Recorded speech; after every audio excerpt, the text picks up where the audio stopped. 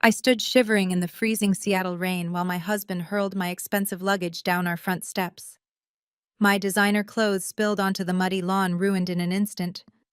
But the real blow came when he threw a plastic stick at my chest. It was my positive pregnancy test. He pointed a finger in my face and screamed that he had a vasectomy 3 years ago, declaring he would never raise another man's bastard. He locked me out, convinced he was the victim clearing the house for a reason I had yet to discover. He had absolutely no idea that his cruel, calculated lie was about to trigger a chain of events that would strip him of his company, his dignity, and his entire future, all thanks to a $50 million secret from my past. My name is Sydney, and I am 34 years old. Before I continue this story, let me know where you are watching from in the comments below. Hit like and subscribe if you have ever had your trust entirely broken by the person you loved most, only to rise from the ashes stronger than before. Growing up in the foster system taught me how to survive, but absolutely nothing prepared me for the devastating betrayal I experienced on that stormy Tuesday night. The relentless Pacific Northwest rain battered my face as I stared up at the custom oak door of our Bellevue home. It was the house I had spent my hard-earned money decorating using my income as a public relations consultant to turn a sterile property into a warm, inviting sanctuary. Now I was standing on the flooded driveway, watching the man I had loved for 5 years destroy everything we had built together. Trent, my 36-year-old husband, stood on the covered porch. The warm glow of the exterior lights illuminated his handsome face, which was currently twisted into a mask of pure, unadulterated rage. He grabbed my heavy leather suitcase by the handle and swung it wildly. The zipper burst open upon impact with the concrete walkway. Silk blouses, cashmere sweaters, and carefully tailored slacks scattered across the wet grass, instantly soaking up the mud and freezing water. I tried to step forward, my hands raised in a desperate, pleading gesture. "Trent, please stop. What are you doing? Let us go inside and talk about this. The neighbors are going to hear us." He let out a sharp, mocking laugh that cut right through the sound of the pouring rain. "Let them hear us, Sydney. Let the whole neighborhood know exactly what kind of woman you really are." He reached into the pocket of his expensive tailored jacket and pulled out a small white plastic object. He threw it at me with such aggressive force that it bounced off my waterproof coat and landed in a dark puddle at my feet. I looked down. It was the positive pregnancy test I had left on the bathroom counter just an hour earlier, wrapped in a small gift box with a ribbon. I had planned to surprise him when he got home from work.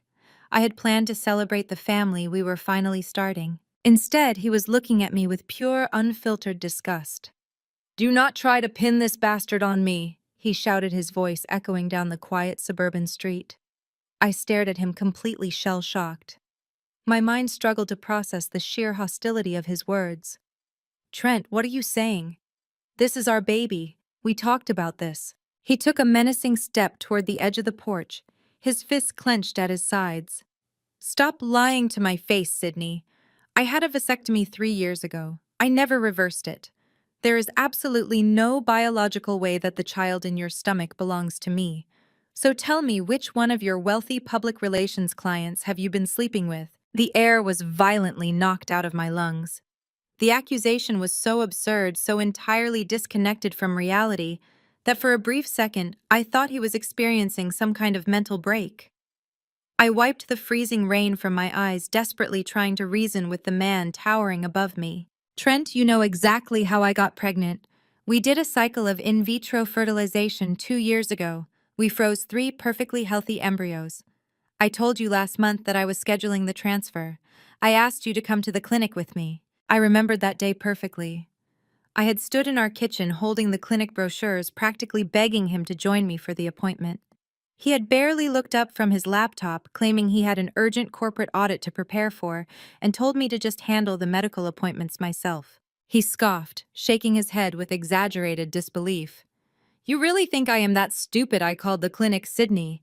They told me you never showed up for any transfer. You are making up this elaborate lie to cover up your disgusting affair, and I am not going to stand here and let you make a fool out of me." My heart hammered violently against my ribs. None of what he was saying made any sense. I had been at the clinic. I had the medical records, the receipts, the discharge papers. I reached into my coat pocket to grab my phone, intending to pull up the secure patient portal to prove it to him right then and there. Look at my medical portal, Trent. The transfer was completed on the 14th. Dr. Aris performed it himself. Just look at the screen. I walked up the bottom step, holding out my glowing phone, but before I could even show him the display, he violently swatted my hand away. The phone flew out of my grasp and clattered brutally down the concrete stairs, the screen shattering into a spiderweb of useless glass. "I do not need to look at your fake evidence," he snarled, his eyes narrowing with a terrifying cold calculation. "I know the truth. You are a cheater, a liar, and a fraud. I am filing for divorce first thing tomorrow morning." He turned around, picked up the final cardboard box of my belongings from the entryway, and dumped it unceremoniously onto the porch. Books, high-end cosmetics, and my favorite coffee mug shattered against the hard surface, sending ceramic shards flying into the rain. "This is my house," Trent yelled, pointing a rigid finger directly at my face. "My name is on the deed, and you have exactly 0 rights to be here. Leave your keys on the mat. If you try to come back inside, I will call the police and have you arrested for trespassing." I stood there paralyzed by the sudden, overwhelming violence of his rejection. This was the man who had promised to protect me. The man I had financially supported through his grueling corporate promotions, the man whose empty house I had turned into a beautiful home. Now he was looking at me like I was an enemy he needed to eradicate. My hands trembled uncontrollably, not just from the biting cold of the Seattle storm, but from the massive, cruel mistake he was making. I knew the truth. I knew the baby growing inside me was absolutely his.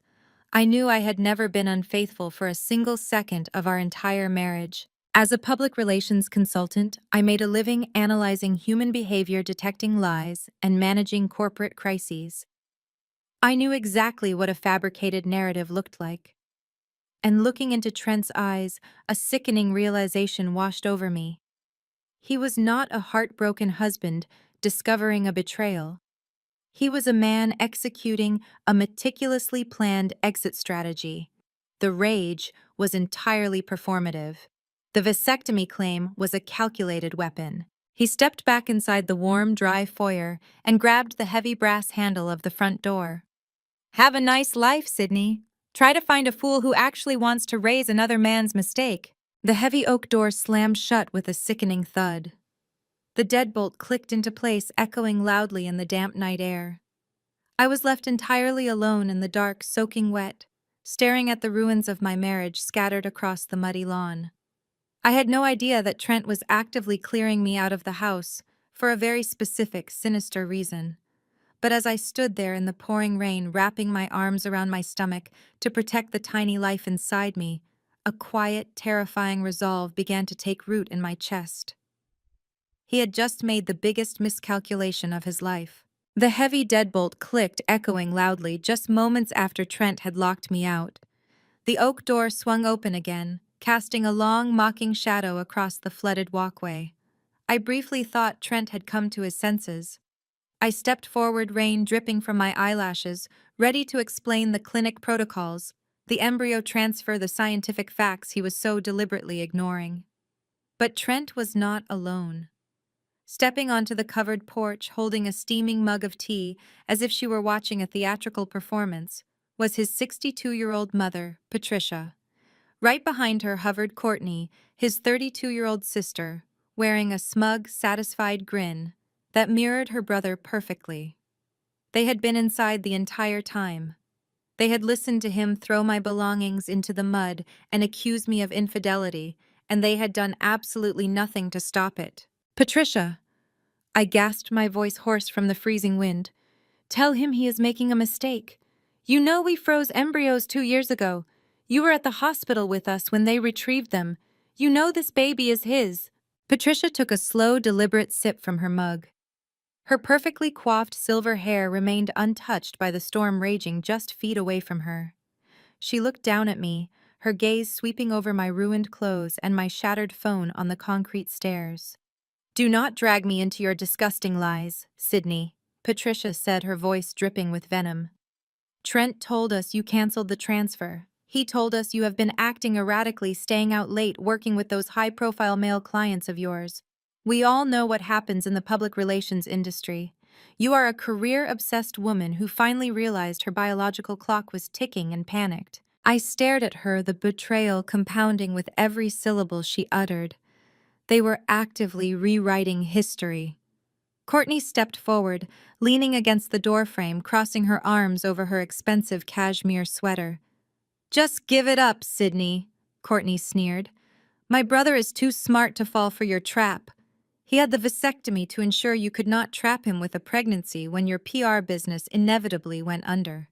You thought you could sleep around, get pregnant, and use our family wealth to secure your future.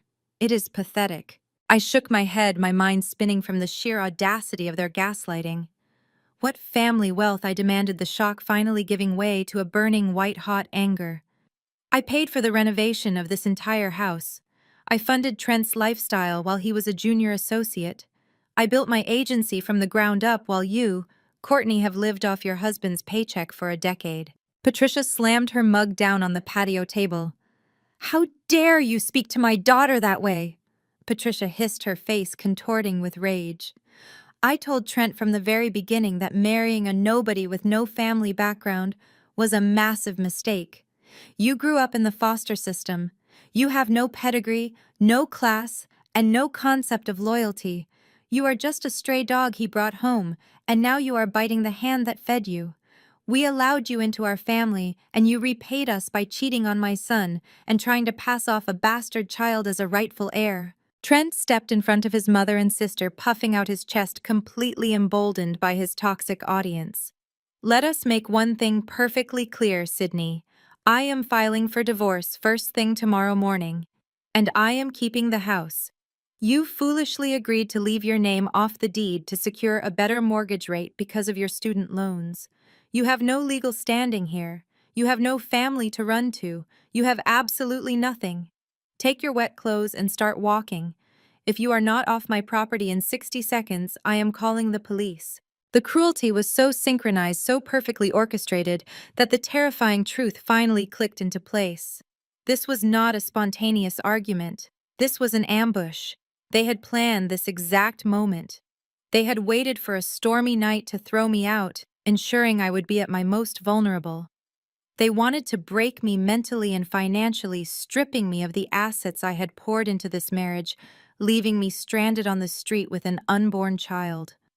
They truly believed I was a weak, isolated orphan who would simply crumble under their combined weight. They thought I would walk away quietly in the rain, ashamed and defeated. I stood my ground. The freezing rain soaked through my coat, chilling me to the bone, but the fire igniting in my chest kept me perfectly still. I looked at Trent, then at Patricia, and finally at Courtney, memorizing the smug satisfaction plastered across their faces. I was about to tell them that I would drag them through every courtroom in the state, that I would subpoena every medical record and expose their malicious fraud to the world. But before I could utter a single syllable, a blinding beam of light sliced through the heavy downpour, casting harsh, sweeping shadows across the flooded lawn. The low, unmistakable purr of a high-performance engine cut through the sound of the crashing rain. We all turned our heads toward the street. A sleek, midnight black luxury sedan was gliding smoothly up our long driveway, its tires slicing through the deep puddles with arrogant ease.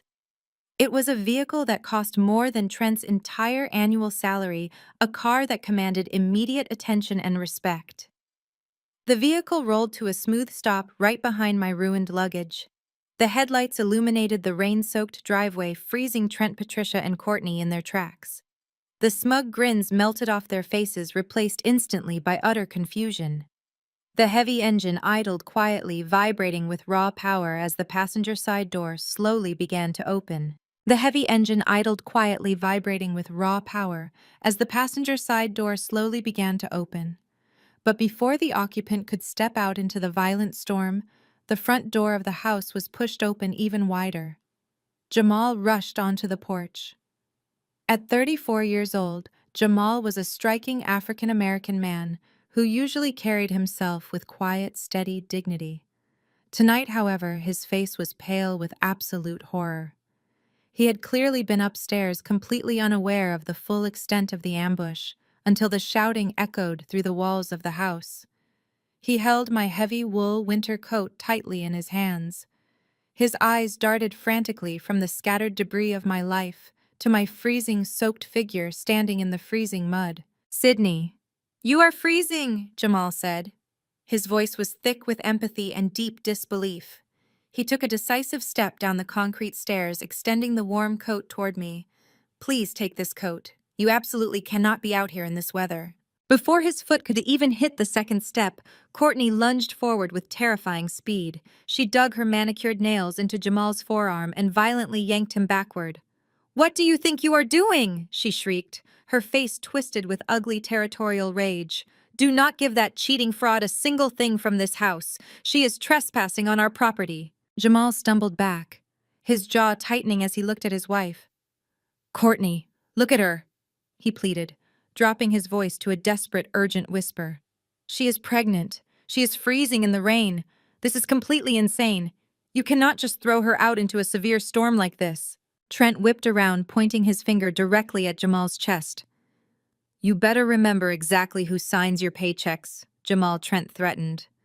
His voice dropped to a lethal, calculating volume. "You are the chief accountant at my company. You live in a house I helped finance for my sister. If you hand that woman that coat, you can clear out your desk on Monday morning and join her on the street. Do not test me tonight." I watched the fight instantly drain from Jamal's eyes. The threat was a direct, devastating hit to his livelihood and his marriage. He was trapped in their toxic web, entirely dependent on Trent's corporate payroll to survive and provide for his own family. He looked down at the wool coat in his hands, his knuckles turning white from his grip, and then he slowly lowered his head in crushing shame. He stepped back into the shadows of the porch, physically unable to meet my gaze. I did not blame him at all. I knew exactly how ruthlessly Trent and Patricia punished anyone who dared to defy their twisted family loyalty. With Jamal effectively silenced, the family turned their eager attention back to the sleek Mercedes idling in our driveway. A driver in a sharp black suit rounded the hood and opened an oversized umbrella, holding it carefully over the passenger side. A pair of red stiletto heels stepped onto the wet asphalt, followed by the rest of Bianca. She was 28 years old and dripping in conspicuous aggressive wealth. She wore a pristine white designer trench coat that looked utterly ridiculous in the Seattle downpour. She clutched a limited edition handbag against her side, shaking out her flawless salon-styled hair. She looked up at the house, completely ignoring my ruined belongings scattered across the lawn. This was the woman Trent had been hiding. This was the self-proclaimed heiress Patricia and Courtney had so eagerly traded me for. Trent transformed instantly. The terrifying red-faced monster who had just hurled my luggage into the mud completely vanished. In his place stood a sickeningly eager, fawning suitor. He bounded down the wet concrete steps, completely ignoring my presence, as he brushed past my shivering form. "Bianca, darling," Trent cooed, reaching her side and wrapping his arms tightly around her waist. He pulled her close and kissed her passionately right there in the rain. He pressed his lips to hers in a deliberate, highly choreographed display of affection. It was a kiss meant entirely for my benefit, a final brutal stab to ensure I understood exactly how easily I had been replaced by someone younger and supposedly wealthier. When they pulled apart, Bianca let out a high, artificial laugh. She finally allowed her eyes to land on me. She scanned my soaking wet clothes, my ruined hair, and the shattered pieces of my favorite coffee mug resting in the mud. She did not look surprised or apologetic in the slightest. She looked at me the way someone might look at a piece of trash that had blown onto her pristine driveway. "Oh my goodness, Trent," Bianca purred, pressing herself dramatically against his side. "Is this the crazy ex-wife you told me about? The one who refuses to leave gracefully?" Trent kissed her temple, shooting me a glare of absolute contempt. "Do not worry about her baby. She was just leaving. Come inside. It is freezing out here and you need to protect our little miracle. Our little miracle." The words hit my chest like a physical blow. The hypocrisy was so staggering I could barely draw breath. Trent was parading his pregnant mistress into the house, proudly claiming her unborn child, while simultaneously rejecting his own biological baby growing inside me. Patricia and Courtney parted like the Red Sea. Their faces beamed with fake, overjoyed smiles as Trent escorted Bianca up the stairs. "Oh, Bianca, we are so thrilled you are finally here!" Patricia gushed loudly, reaching out to take the younger woman's expensive coat. "Let us get you warmed up by the gorgeous fireplace inside." The sheer cruelty of watching another woman walk into the home I had funded and furnished with my own money was paralyzing. Trent paused at the threshold, keeping one arm firmly around Bianca's waist. He looked back at me over his shoulder, his eyes gleaming with malicious, undeniable victory. "Goodbye, Sydney. I suggest you start walking." The heavy oak door slammed shut for the final time. The deadbolt engaged with a loud metallic click. The exterior porch light snapped off, plunging the yard into immediate darkness. I was left standing entirely alone in the freezing rain, surrounded by the waterlogged ruins of my past, shivering uncontrollably as the storm raged on. I forced my frozen limbs to move, dropping to my knees in the freezing mud to salvage what little I could. My fingers were completely numb as I stuffed a few soaking wet sweaters and my ruined laptop into the only suitcase that still had a functioning zipper. I dragged the heavy waterlogged bag down the flooded street to where I had parked my 10-year-old sedan. Trent had insisted I keep my old car to save money, claiming his image as an executive required the luxury vehicles we leased strictly under his name. Now that beat-up sedan was the only shelter I had left. I threw the sodden bag into the trunk, climbed into the driver's seat, and locked the doors with shaking hands. The heater roared to life, blasting lukewarm air against my soaking wet clothes. I drove aimlessly away from the wealthy Bellevue neighborhood, watching the sprawling mansions fade into the dark, relentless storm. I eventually pulled into the flickering neon glow of a cheap, rundown motel parking lot on the outskirts of the city. I checked my bank application on my cracked phone screen. Trent had already drained our joint checking account, leaving a balance of 0. I had exactly $42 in my personal account to my name. I killed the engine and curled into a tight ball in the back seat, pulling a damp wool coat over my shivering shoulders. The rain hammered aggressively against the thin metal roof of the car. I placed a trembling hand flat against my stomach, feeling the slight, barely noticeable curve beneath my ruined clothes. The despair threatening to pull me under suddenly shifted into a fierce, blinding resolve. I squeezed my eyes shut and made a silent, unbreakable vow to the tiny life growing inside me. I promised my unborn child that we would survive this. I swore that I would never let anyone step on us again. I would claw my way back from absolute nothingness if I had to. Exhaustion finally overpowered my racing thoughts, and I slipped into a restless, feverish sleep right there in the parking lot. I was violently jolted awake by a sharp, jarring ringtone echoing through the freezing car. I bolted upright, my heart hammering against my ribs. The digital clock on the dashboard read exactly 6 in the morning. The rain had slowed to a steady, depressing drizzle. I scrambled to find my shattered phone in the footwell. The screen flashed with an incoming call from an unknown high-end corporate number. Assuming it was Trent's lawyer calling to threaten me with early eviction proceedings, I swiped to answer, ready to fight. "Hello," I answered, my voice raspy and defensive. "Am I speaking with Mrs. Sydney Thorne?" the caller asked. His voice was deep, authoritative, and carried the unmistakable cadence of expensive legal counsel. "Nobody has called me by that last name in over a decade," I replied, my brow furrowing in confusion. Thorne was the name I had taken at 18 a lifetime ago. My legal name is Sydney Preston now. "Who is calling?" "My name is Mr. Caldwell," he stated calmly. "I am the senior estate attorney representing Gabriel Thorne. I have spent the better part of the night tracking you down, Sydney. I am calling to inform you that Gabriel passed away yesterday afternoon following a sudden heart failure." The air vanished from the freezing car. Gabriel. The name pulled me violently back to a past I had completely buried. I had met Gabriel when I was an 18-year-old girl desperately trying to age out of the foster care system without ending up on the streets.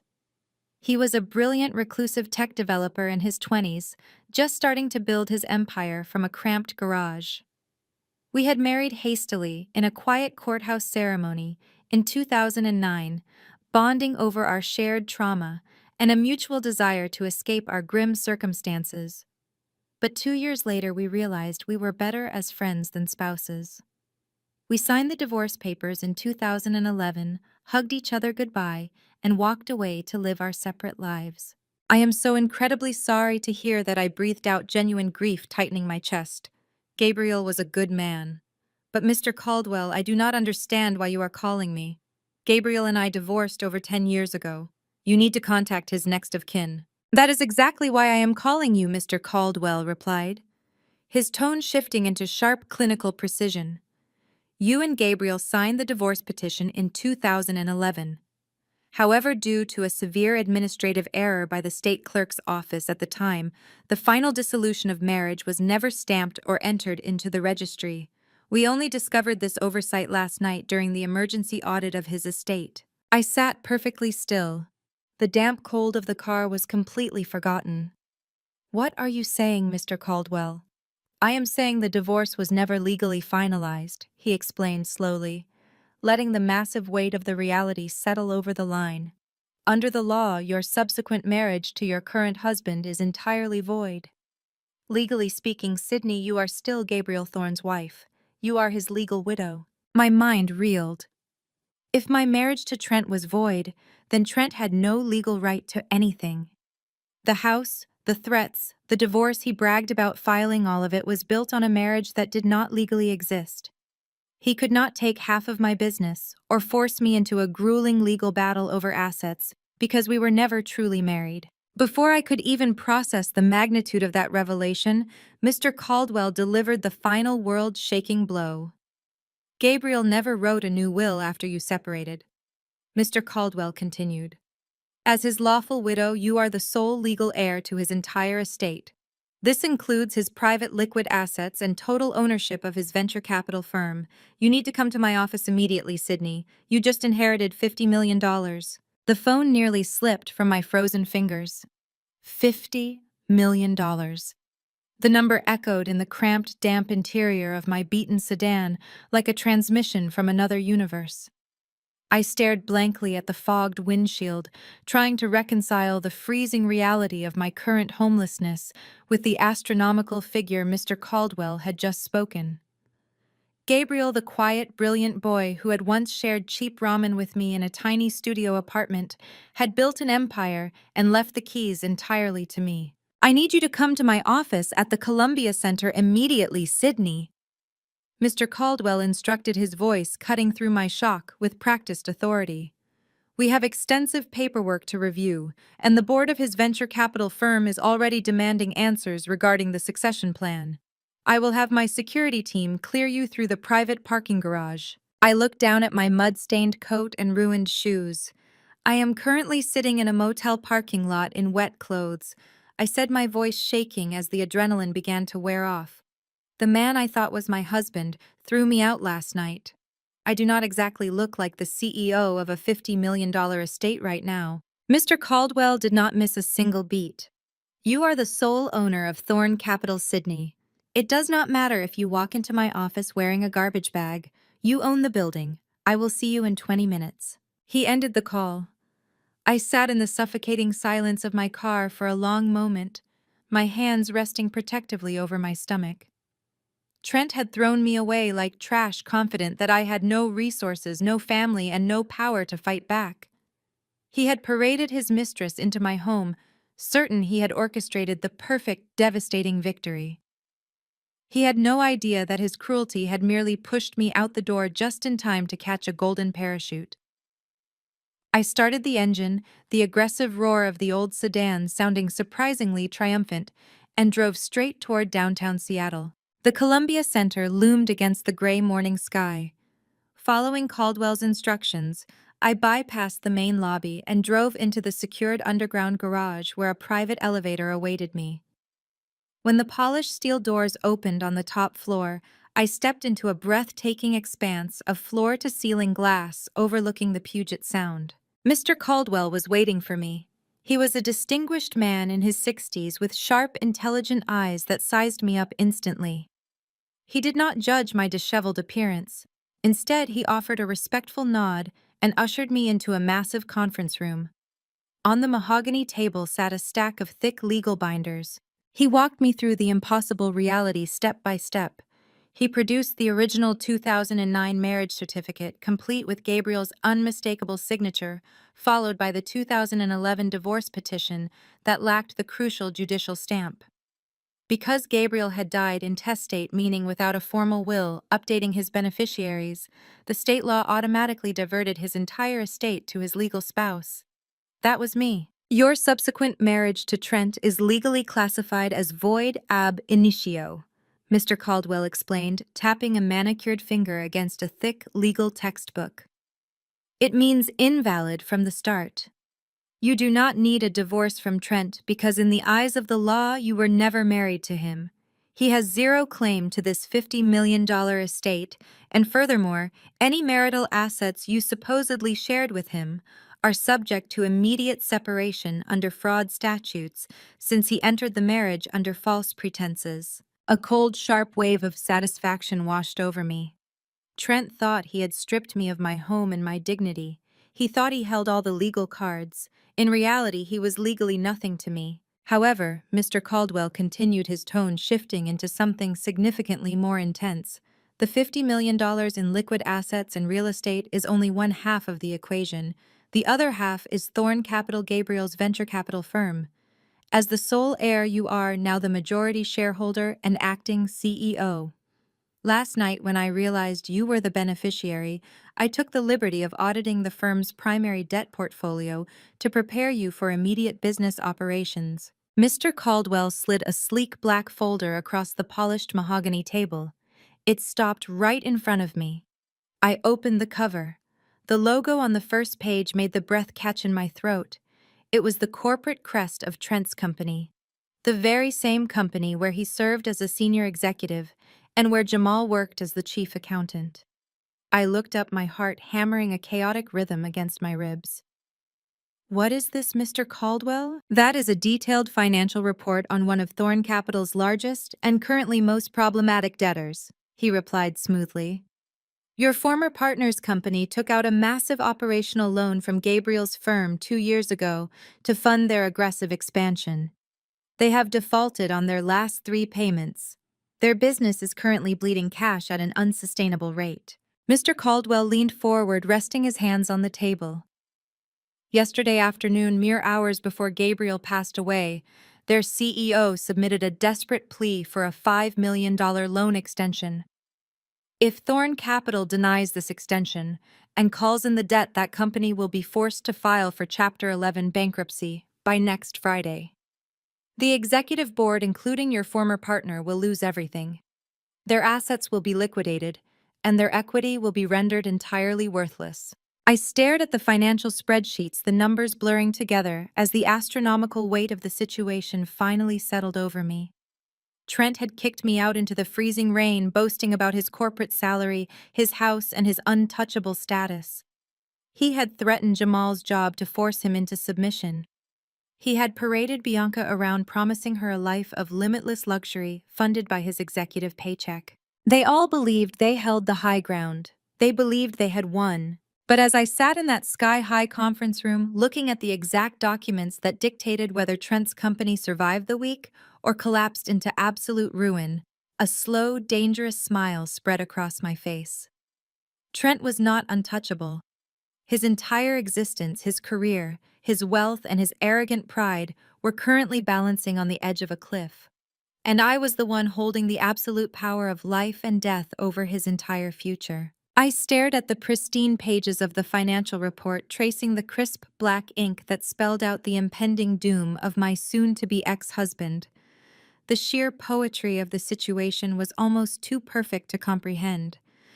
Trent had spent years mocking my career, calling my public relations firm a cute little hobby, while he paraded around in custom suits paid for by a company that was secretly drowning in debt. He had built his entire identity on the illusion of corporate supremacy. Now I was looking at the exact mathematical formula that proved he was nothing more than a desperate man dancing on a financial landmine. Mr. Caldwell. I said, my voice steadying as the initial shock gave way to absolute ice-cold clarity. Tell me exactly how this loan is structured. If Thorn Capital denies this $5 million extension, what happens to Trent personally? I do not care about the nameless executives on his board, but I need to know precisely how much damage this inflicts on him. Mr. Caldwell leaned back in his leather chair, a faint glimmer of professional respect shining in his eyes. He opened a secondary file and slid a highlighted contract toward me. Gabriel was a notoriously ruthless investor, Sydney. He rarely handed out unsecured cash. When Trent's company took this initial loan, the executive board was required to put up their personal equity as collateral to secure the funding. Trent leveraged every single share he owns in that company to guarantee his portion of the debt. I read over the highlighted paragraphs, my eyes scanning the dense legal jargon. So if they default on the payments, Thorn Capital does not just force them into bankruptcy. We get to seize their assets. Exactly, Mr. Caldwell confirmed with a sharp nod. If you deny the extension and call in the debt, the company defaults immediately. The corporate accounts will be frozen by the end of the business day. But more importantly, the collateral clause is triggered. Trent's equity shares will be legally transferred directly to Thorn Capital to satisfy the outstanding balance. He will be stripped of his title, his salary, and his entire net worth in a matter of hours. He will leave that building with nothing but a cardboard box. A cardboard box. The image of Trent walking out of his glass office with his belongings packed into a cheap box, just like the one he had dumped onto our flooded porch last night, sent a rush of pure adrenaline straight through my veins. He had kicked me out to make room for Bianca, banking on his executive salary to fund their new life together. He had threatened Jamal, holding his paycheck hostage to force my brother-in-law into silent compliance. Trent believed money gave him the ultimate authority to destroy people without consequence. Where do I sign? I asked, reaching for the silver pen resting in the center of the mahogany table. Mr. Caldwell pushed a towering stack of legal binders toward me, opening the first one to a page marked with a red tag. By signing these documents, you are officially accepting the inheritance of Gabriel Thorne's estate. You are assuming the role of majority shareholder and acting chief executive officer of Thorn Capital. You will have immediate unrestricted access to the $50 million in liquid funds, as well as total executive authority over the firm's entire lending portfolio. I took the heavy silver pen and pressed the tip to the thick paper. My hand did not shake. I signed my name over and over again, binding myself to the empire Gabriel had built. With every stroke of the pen, the frightened, freezing woman who had slept in a motel parking lot faded further into the past. I was no longer a victim. I was the apex predator in a corporate jungle Trent thought he ruled. Once the final signature was complete, Mr. Caldwell carefully gathered the binders. Congratulations, Madam CEO. The estate is yours. Now, regarding the $5 million loan extension request from your husband's company, would you like me to draft the denial letter and initiate the asset seizure immediately? We can have them in bankruptcy court by Monday morning. I looked out the floor-to-ceiling windows at the sweeping Seattle skyline, watching the rain clouds slowly begin to break apart over the Puget Sound. If I pulled the plug right now, Trent would be destroyed today. But an immediate execution was far too merciful for what he had done to me. If we denied the loan outright, he might panic and find a predatory lender to bail him out at the last second. He might scramble and find a way to survive. I did not want him to survive. I wanted him to feel secure right up until the very moment the floor collapsed beneath his feet. No, I said softly, turning back to face my lawyer. Do not deny the extension yet. I want to set a trap. Send their board of directors an official notice that Thorn Capital is undergoing a sudden transition of leadership due to unforeseen circumstances. Tell them the new CEO has placed all loan extensions under an indefinite executive review. Mr. Caldwell raised an eyebrow, a knowing smile playing on his lips. You want to string him along. You want him to sweat. I want him to bleed out slowly. I corrected my tone devoid of any hesitation. Let Trent believe the money is still coming.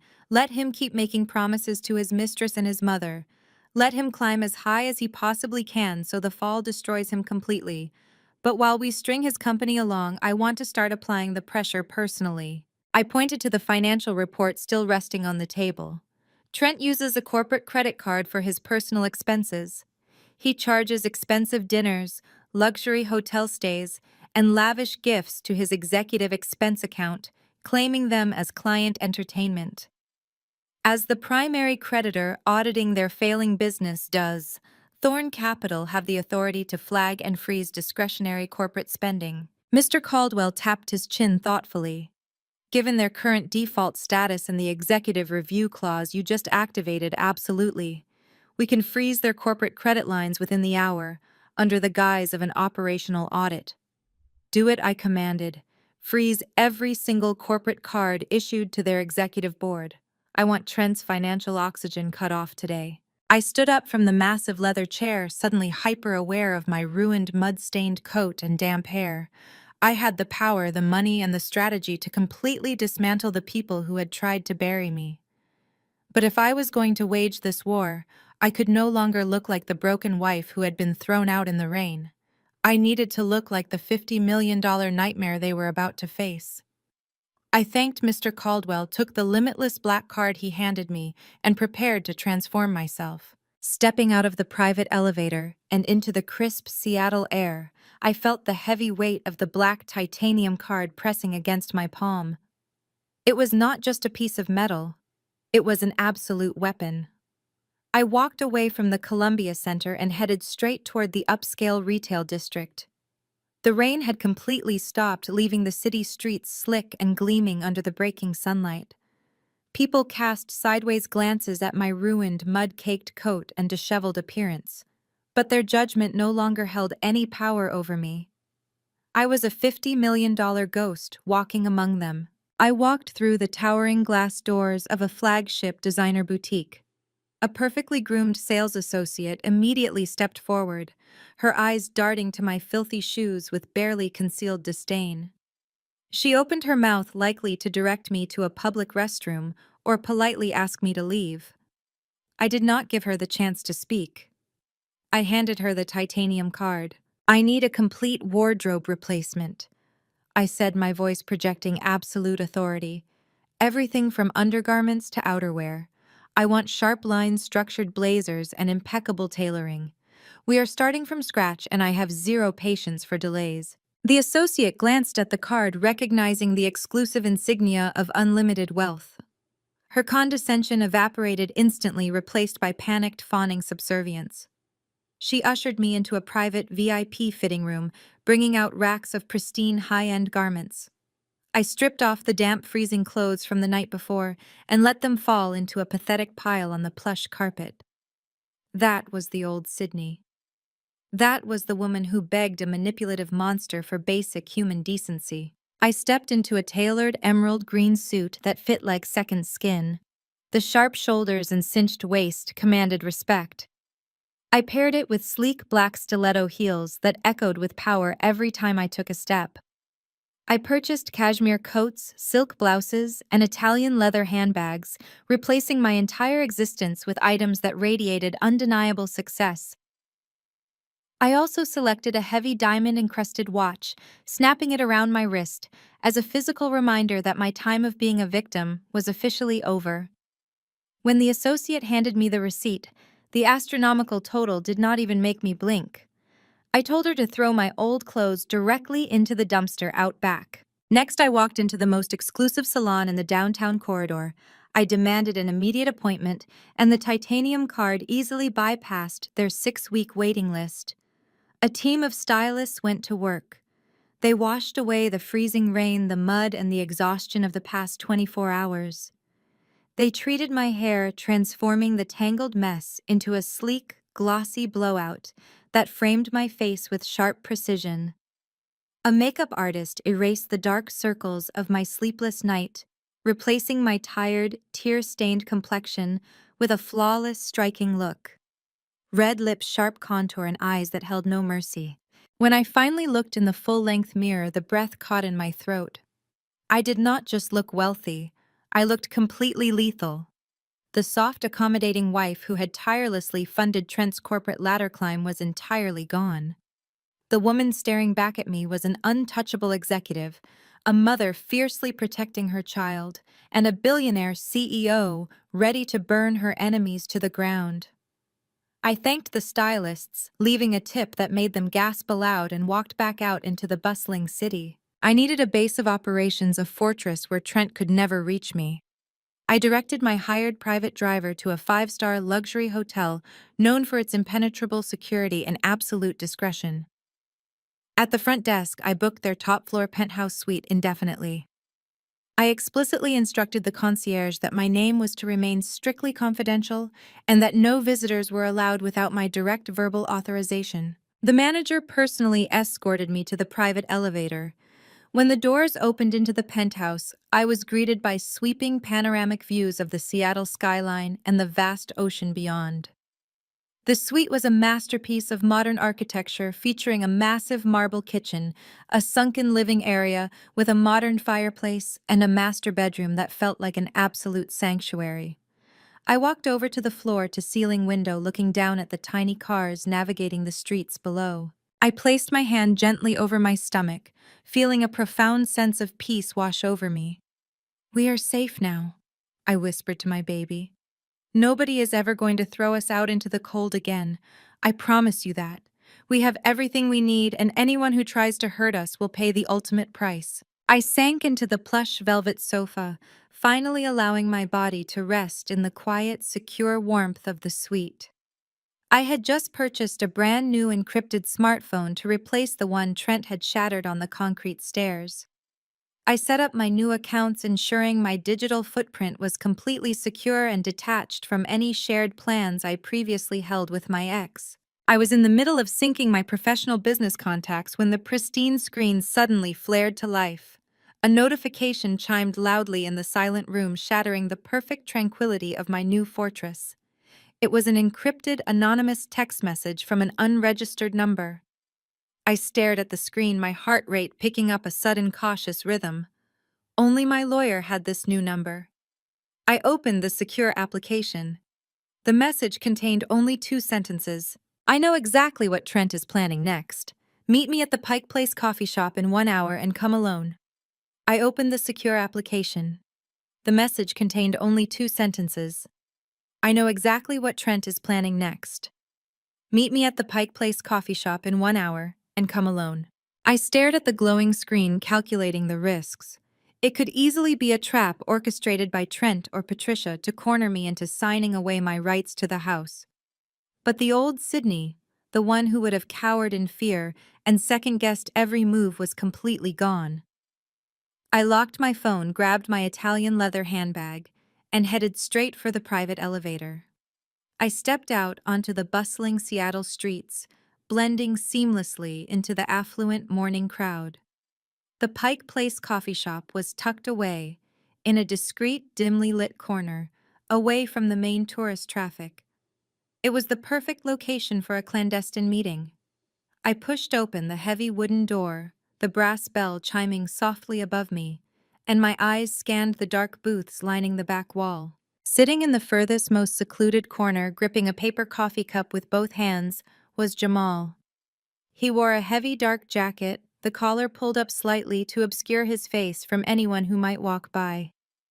He looked absolutely exhausted, carrying the heavy physical burden of a man whose conscience had kept him awake all night.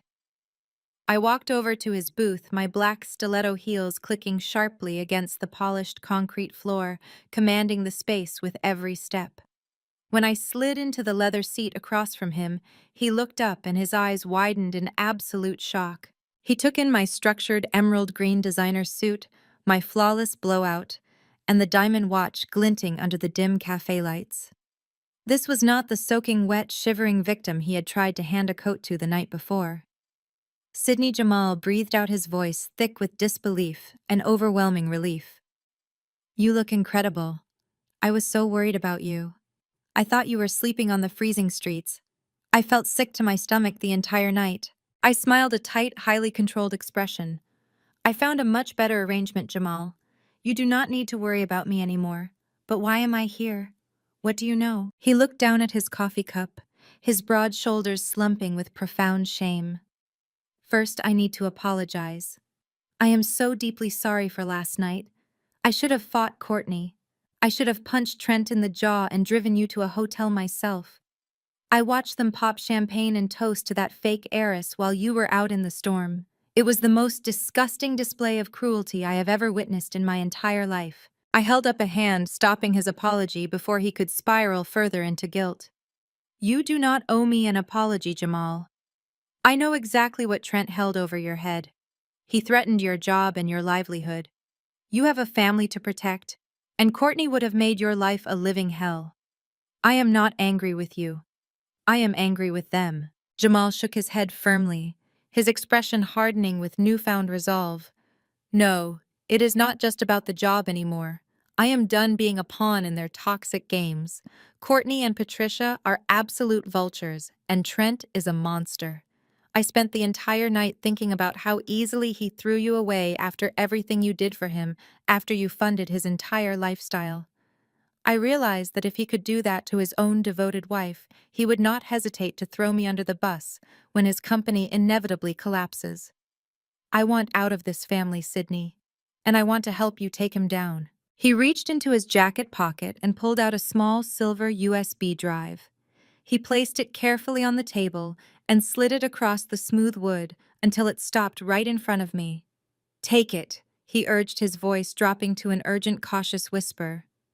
What is this? I asked, picking up the small metal device.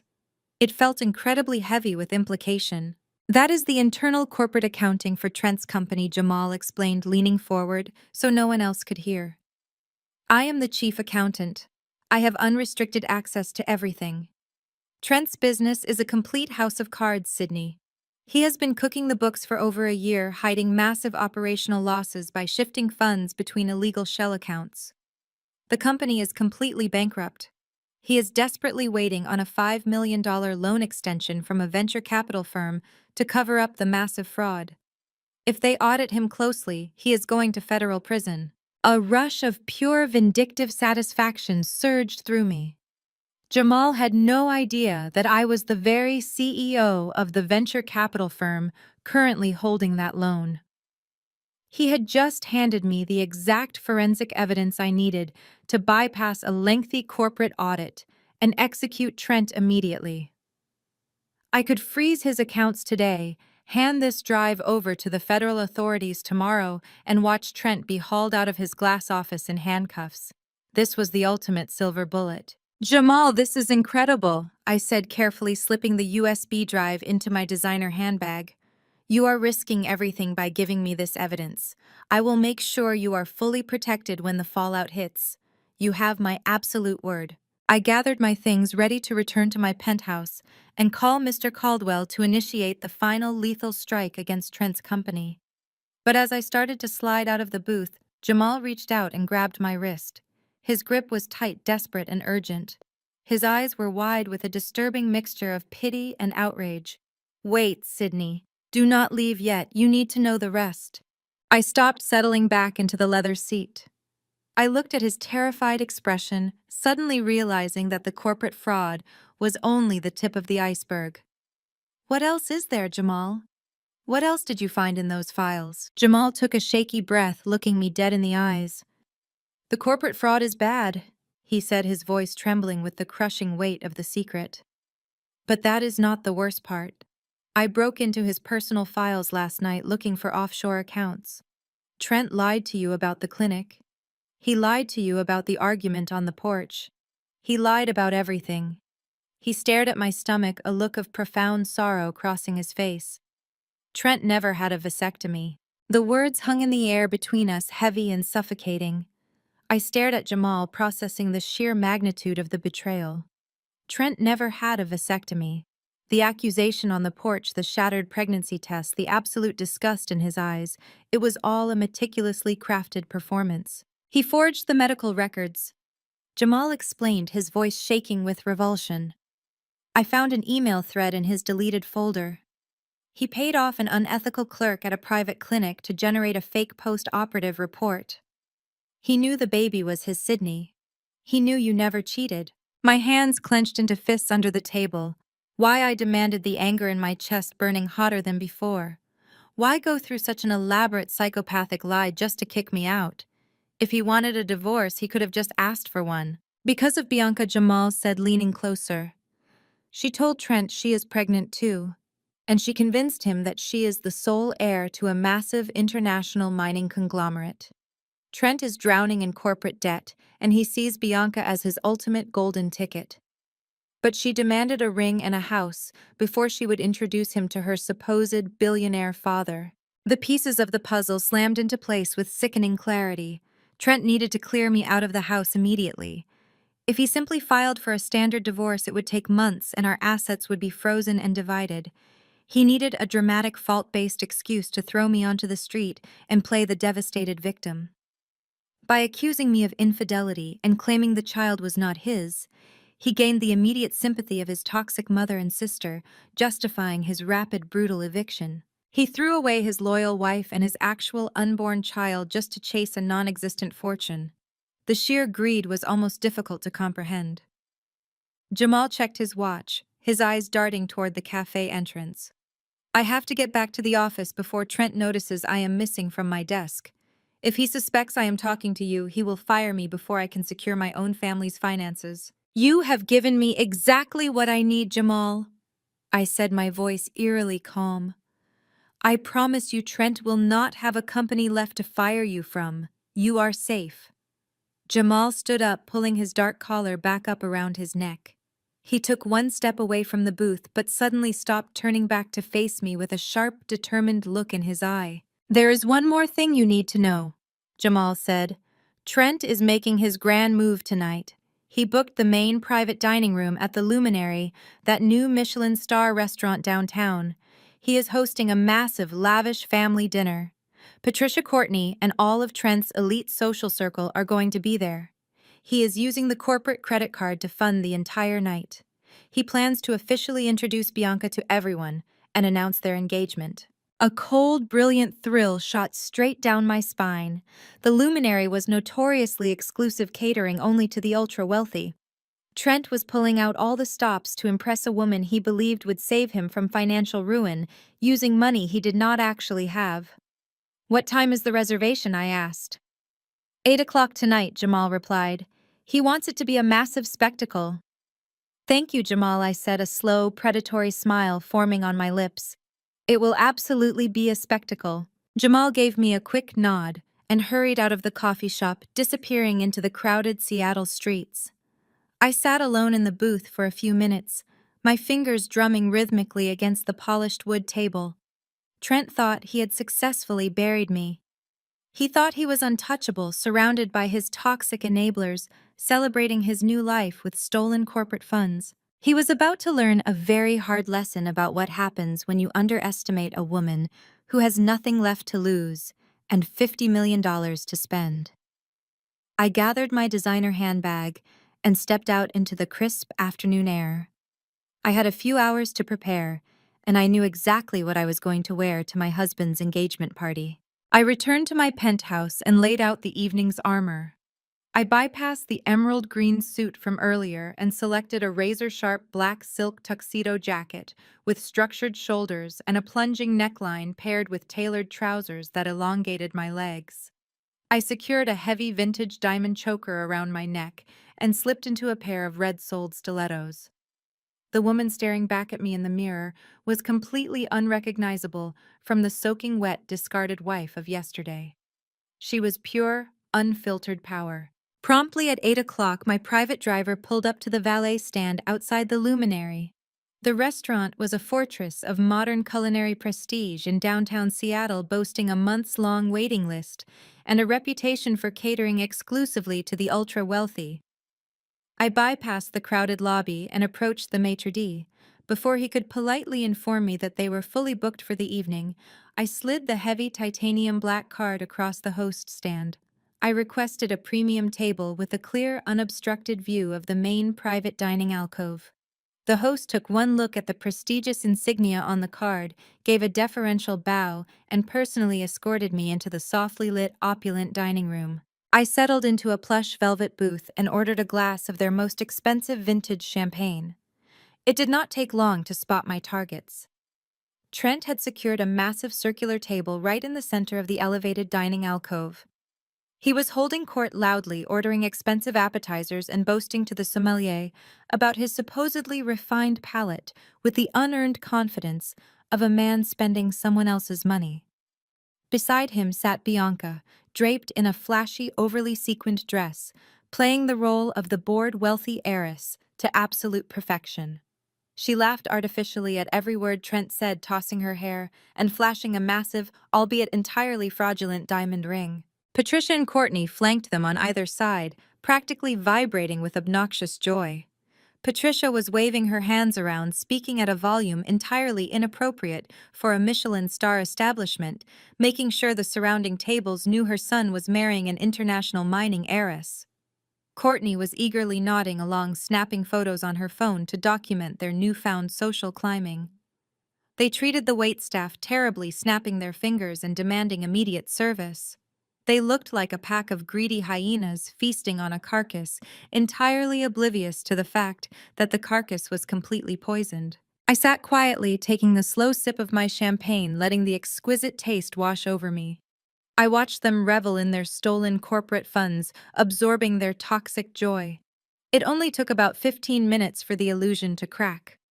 Courtney raised her phone to take a selfie with Bianca, and as she panned the camera around the room, her lens swept right past my booth. She lowered the phone slowly, her eyes squinting through the dim ambient lighting. The smug smile instantly slid off her face.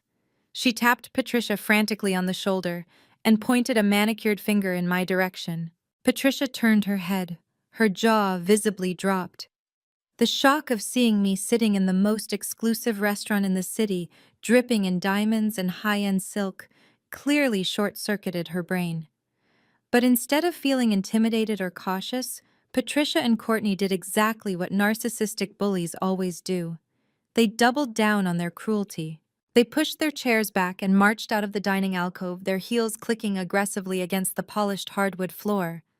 They stomped over to my table, deliberately blocking my view of the rest of the restaurant and looming over me like menacing gargoyles. "What in the world do you think you are doing here?" Patricia hissed, keeping her voice low but laced with absolute venom. "How did you even get past the front door?" I placed my champagne flute down on the table, resting my hands gracefully on my lap. "I am having dinner, Patricia. It is a restaurant. That is generally how this works." Courtney slammed her hands flat on the edge of my table, leaning in close so I could smell the cheap wine on her breath.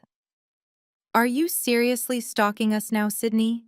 This is a new level of pathetic even for you. Trent threw you out last night. You are homeless. You have no job, no money, and no family. Did you max out your last tragic little credit card just to buy a knockoff suit and follow us here?" I looked at her with pure, unbothered amusement. "You seem highly agitated, Courtney. You might want to lower your voice before security asks you to leave. The luminary has a very strict policy against public tantrums." Patricia scoffed, her face turning an ugly shade of red. "Do not you dare speak to my daughter like that. We know why you are here. You are desperate.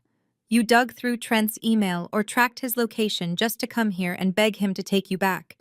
You are trying to sabotage his engagement dinner because you are a jealous, barren failure who could not keep a man." I simply smiled.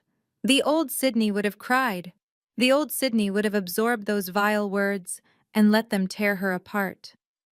But the billionaire CEO sitting in this booth felt absolutely nothing but cold analytical pity for the fools standing before her.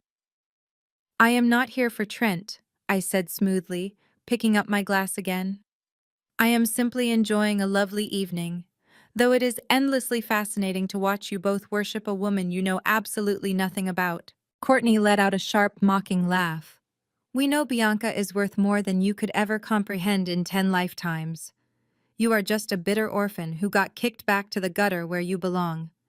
Get up and leave this restaurant right now, or I swear I will scream and tell the management you are harassing us." Before I could reply to Courtney's childish threat, heavy footsteps approached rapidly from behind them. Trent had noticed his mother and sister missing from the engagement table and had tracked them down. He marched up to my booth, his face twisting into a furious scowl when he recognized me. He was wearing a custom-tailored suit, He had undoubtedly charged to the very corporate account I had frozen just hours earlier. Trent looked at my expensive clothes, my calm demeanor, and the crystal champagne flute resting on the table. His eyes flashed with panicked outrage.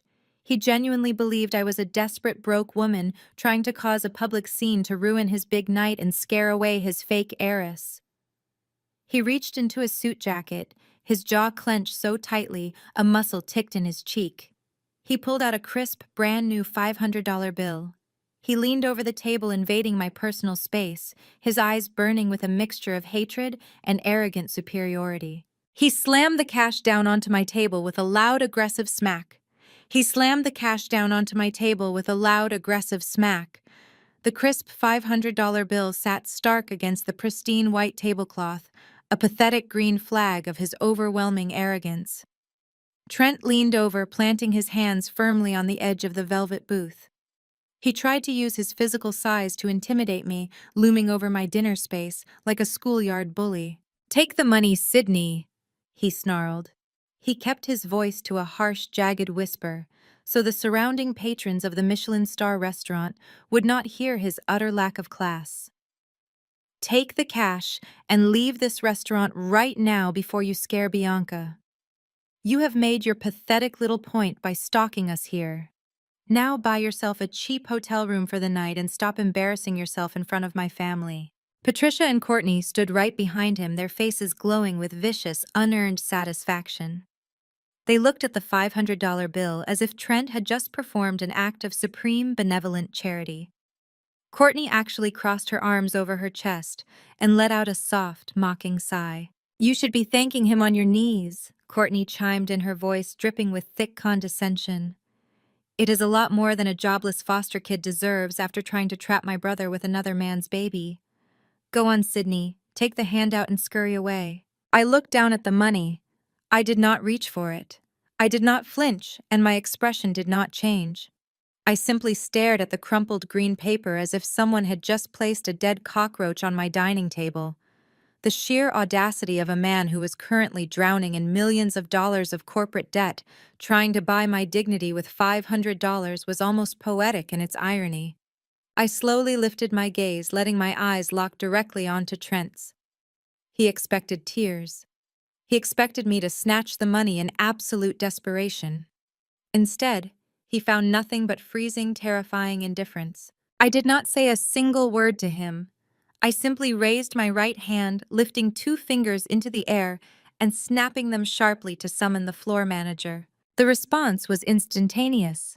The general manager of the Luminary, a man who had likely spent decades catering to the most demanding members of Seattle's elite, recognized the subtle, commanding gesture of someone who expected immediate compliance.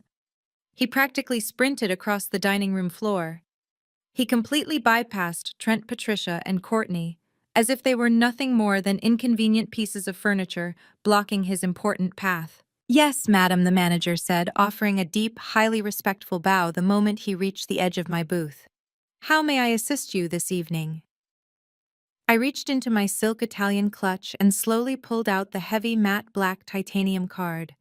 The metallic surface caught the dim ambient lighting of the restaurant, flashing the exclusive invitation-only crest of Thorn Capital.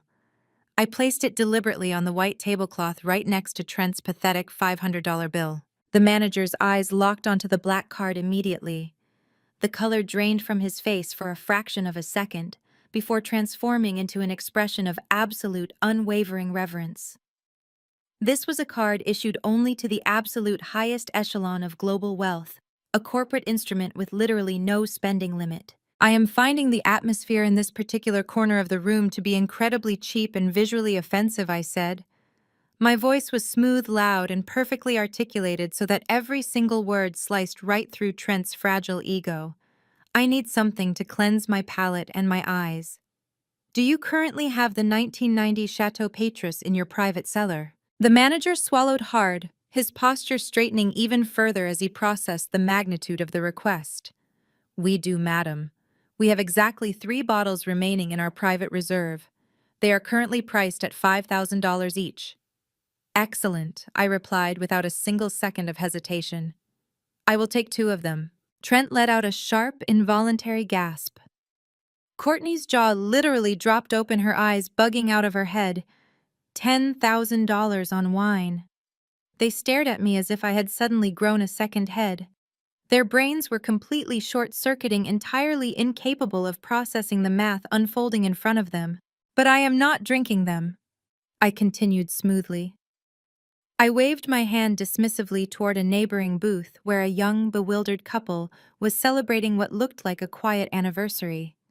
Please open both bottles and deliver them to those lovely strangers over there with my compliments. Tell them it is a gift to celebrate genuine love, something that seems to be severely lacking in this establishment tonight. And while you are at it, please dispose of this trash that someone left on my table. I casually flicked Trent's $500 bill with my manicured fingernail, pushing it right off the edge of the table. The bill fluttered pitifully through the air and landed directly in a puddle of melted ice near Trent's polished leather shoes. Certainly, madam. Right away, madam, the manager said, his voice trembling with sheer awe. He picked up the black card with both hands, treating it like a sacred artifact, and bowed again before rushing off to execute my absurdly lavish command. I leaned back against the plush velvet booth, crossing my legs gracefully, and picked up my crystal champagne flute. I took a slow, deliberate sip, my eyes never leaving Trent's face. The silence that engulfed my ex-husband and his toxic family was absolutely deafening. Patricia looked like she was going to hyperventilate. Her chest heaved, her eyes darting frantically between me, the empty spot where the black card had been, and the young couple at the next table who were about to receive a $10,000 gift from a complete stranger. Courtney gripped the edge of my table, her knuckles turning bone white. The smug superiority had been violently slapped out of her. Trent stood completely paralyzed. The arrogant smirk had been ripped from his face, replaced by a look of profound, primal confusion. His mouth opened, but no sound came out. He looked down at his own $500 bill lying soaking wet on the floor, then back up at my vintage diamond choker, the custom silk tuxedo jacket, and the absolute power radiating from my posture.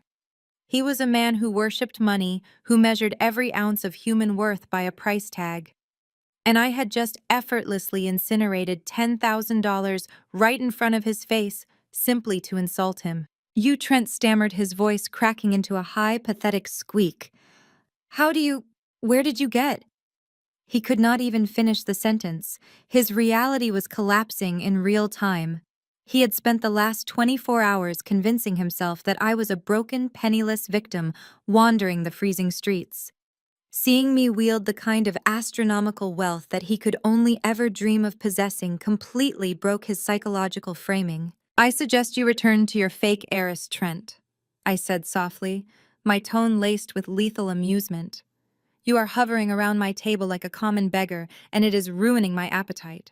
Patricia grabbed Trent's arm, her perfectly manicured fingernails, digging desperately into his suit jacket. She was terrified.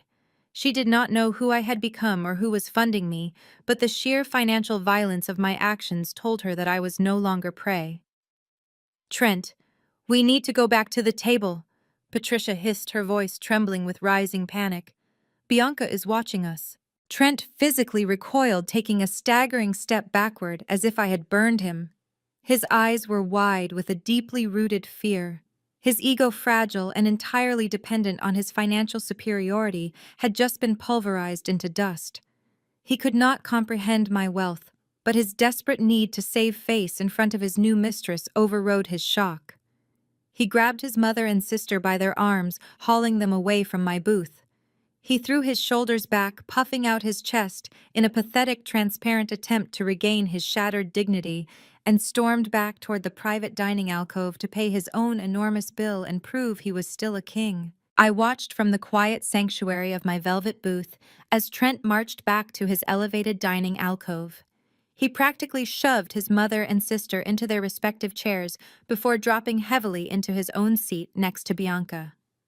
From my vantage point, the entire scene played out like a silent film of a sinking ship. He immediately flagged down a passing server, waving his hand with that exaggerated, impatient authority he always used when trying to impress a room. He wanted the check. He needed to prove to his fake heiress, to his toxic family, and most of all to himself that he was still the wealthy executive in control. The waiter approached holding a sleek black leather folio containing the bill for their extravagant engagement dinner. Given the massive seafood towers, the imported steaks, and the endless bottles of wine I had watched them consume over the past 2 hours, the total was undoubtedly in the thousands. Trent did not even glance at the itemized receipt. He wanted to make a show of his supposed infinite wealth. He reached into his tailored suit jacket with a theatrical flourish and withdrew his heavy metallic corporate credit card. I recognized that specific card instantly. It was the executive expense account directly tied to his company, the exact same corporate credit line I had ordered Mr. Caldwell to freeze just 1 hour ago. Trent tossed the metal card onto the silver tray with a loud clatter. He leaned back in his chair, draping one arm casually around Bianca's shoulders, projecting the image of a man who did not care what anything cost. Bianca smiled and kissed his cheek, her eyes sparkling at the display of financial dominance. Patricia and Courtney had finally stopped looking over their shoulders at my table, choosing instead to bask in the glow of Trent's corporate power. I picked up my champagne flute and waited. Less than 3 minutes later, the floor manager returned. This was the same manager who had just processed my $10,000 wine order. He did not approach Trent's table with the usual discreet, quiet deference reserved for wealthy patrons. Instead, he walked with stiff, rigid professionalism. He carried the silver tray holding Trent's corporate card and a small printed receipt. "I am sorry, sir," the manager said. His voice carried perfectly across the quiet ambient hum of the dining room. "Your card has been declined." The artificial smile slid right off Trent's face. Bianca stopped mid-laugh, her manicured hand freezing on the stem of her wineglass. Patricia and Courtney exchanged a sharp, confused look. "Declined." Trent scoffed. His voice was laced with aggressive disbelief. "That is a platinum corporate account.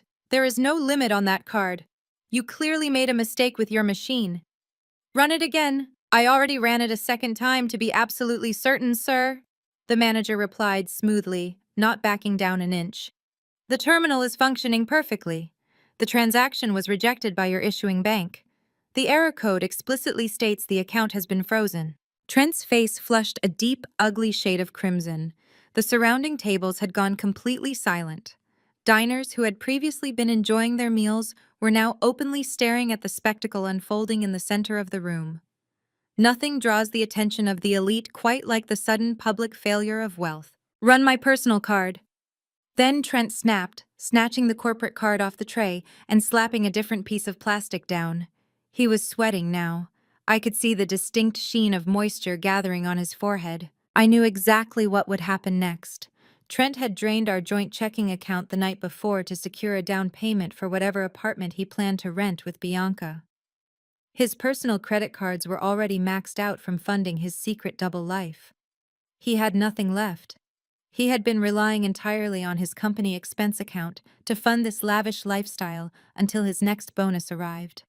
A bonus that was never coming. The manager took the personal card and walked back to the terminal.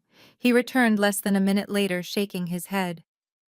"I apologize, sir, but this card has also been declined for insufficient funds. Do you have another method of payment for the $4,200 balance?" The words "insufficient funds" echoed through the dining alcove like a gunshot. Bianca physically recoiled from Trent sliding her chair back to put distance between herself and the humiliation. The illusion of her powerful, wealthy fiancé was vaporizing before her eyes. Trent was hyperventilating. He patted his pockets frantically, pulling out his wallet to search for a hidden lifeline that did not exist. The manager stood waiting, his posture completely unforgiving. "Mom," Trent hissed, leaning across the table toward Patricia. His voice was high and panicked, completely devoid of the arrogant swagger he possessed just 10 minutes ago. "Mom, I need you to cover this. My bank must have flagged my accounts for fraud alerts because of the large purchases today. Just pay the bill, and I will wire you the cash tomorrow morning." Patricia looked absolutely horrified. She was a woman who prized social status above all else, and her son was currently begging her for money in front of a Michelin star waitstaff and a room full of wealthy strangers. Furthermore, Patricia did not have $4,000 in disposable cash just sitting in her checking account. She lived comfortably, but her wealth was tied up in assets and strict monthly budgets set by her late husband's trust. "I do not have that kind of limit on my daily card, Trent," Patricia whispered furiously, her face turning an alarming shade of purple. "Use another one of your accounts." "I do not have another one," Trent shot back, his panic escalating into genuine terror. "Just give them whatever you have, Courtney. Give them your card too. We have to split it. Hurry up." Courtney let out a dramatic gasp of outrage, but she begrudgingly dug into her designer purse.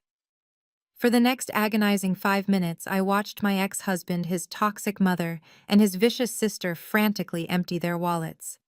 They handed the manager a pathetic stack of 4 different credit cards, begging him to split the enormous bill across multiple accounts just to cover the cost of their engagement dinner. Bianca looked absolutely mortified. The fake heiress who demanded rings and mansions was currently watching her supposed corporate king scrape together his mother's grocery money just to pay for an appetizer platter. She crossed her arms, glaring at Trent with pure disgust. I raised my crystal flute toward their table, offering a silent, mocking toast. Trent happened to glance up at that exact moment. Our eyes locked. He saw the cold, calculated triumph in my gaze. Suddenly, a sharp, piercing ringtone erupted from Trent's suit jacket. He pulled out his phone, his hands shaking violently as he looked at the screen. It was an automated alert from his company's financial sector. I watched his eyes widen in sheer, unadulterated horror as he read the notification. This was not a bank glitch. This was not a routine fraud alert.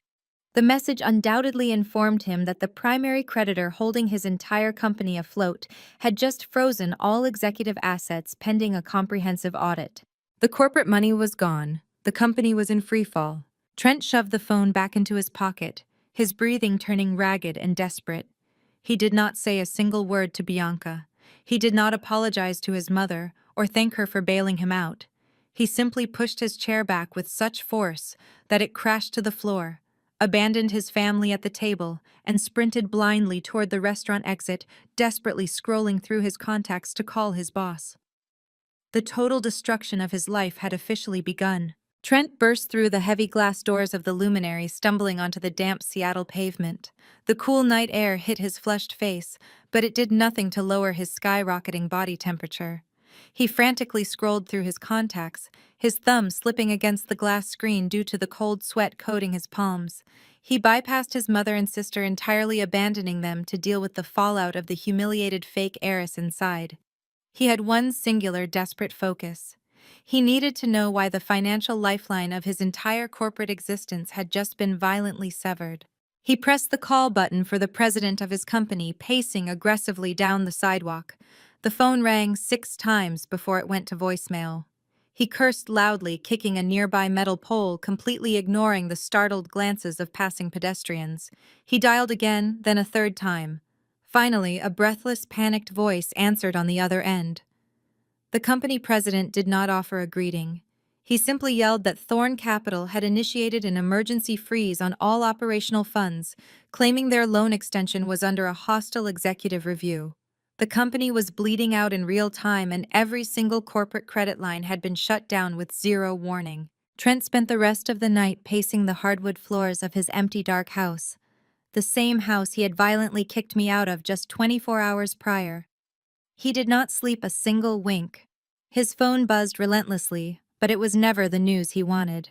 Bianca sent exactly 1 text message stating she was staying at a boutique hotel downtown and that he should not bother contacting her until he fixed his embarrassing financial situation. The woman he had destroyed his marriage for was already pulling away at the very first sign of poverty. By the time the sun rose over the Puget Sound, Trent looked like a hollow, decaying shell of the arrogant executive he claimed to be. He threw on yesterday's wrinkled suit, masking the smell of stale fear with expensive cologne, and rushed into his corporate office. The atmosphere inside the building was sheer, unfiltered chaos. Junior employees were whispering in the break rooms. Board members were shouting behind closed glass doors. Jamal was barricaded in the accounting department, refusing to answer Trent's frantic demands for updated spreadsheets. The entire company was collectively staring down the barrel of immediate bankruptcy. Trent locked himself inside his corner office, staring at the flashing red alerts on his dual monitors. His personal bank accounts were completely drained. His corporate safety net was gone. His only hope of survival lay in the hands of the faceless executives at Thorn Capital. For the next 8 hours, Trent waged a relentless, desperate telephone campaign. He dialed the primary contact number for Thorn Capital over and over again, only to be met with automated hold music and polite, unyielding receptionists who transferred him to endless voicemail boxes.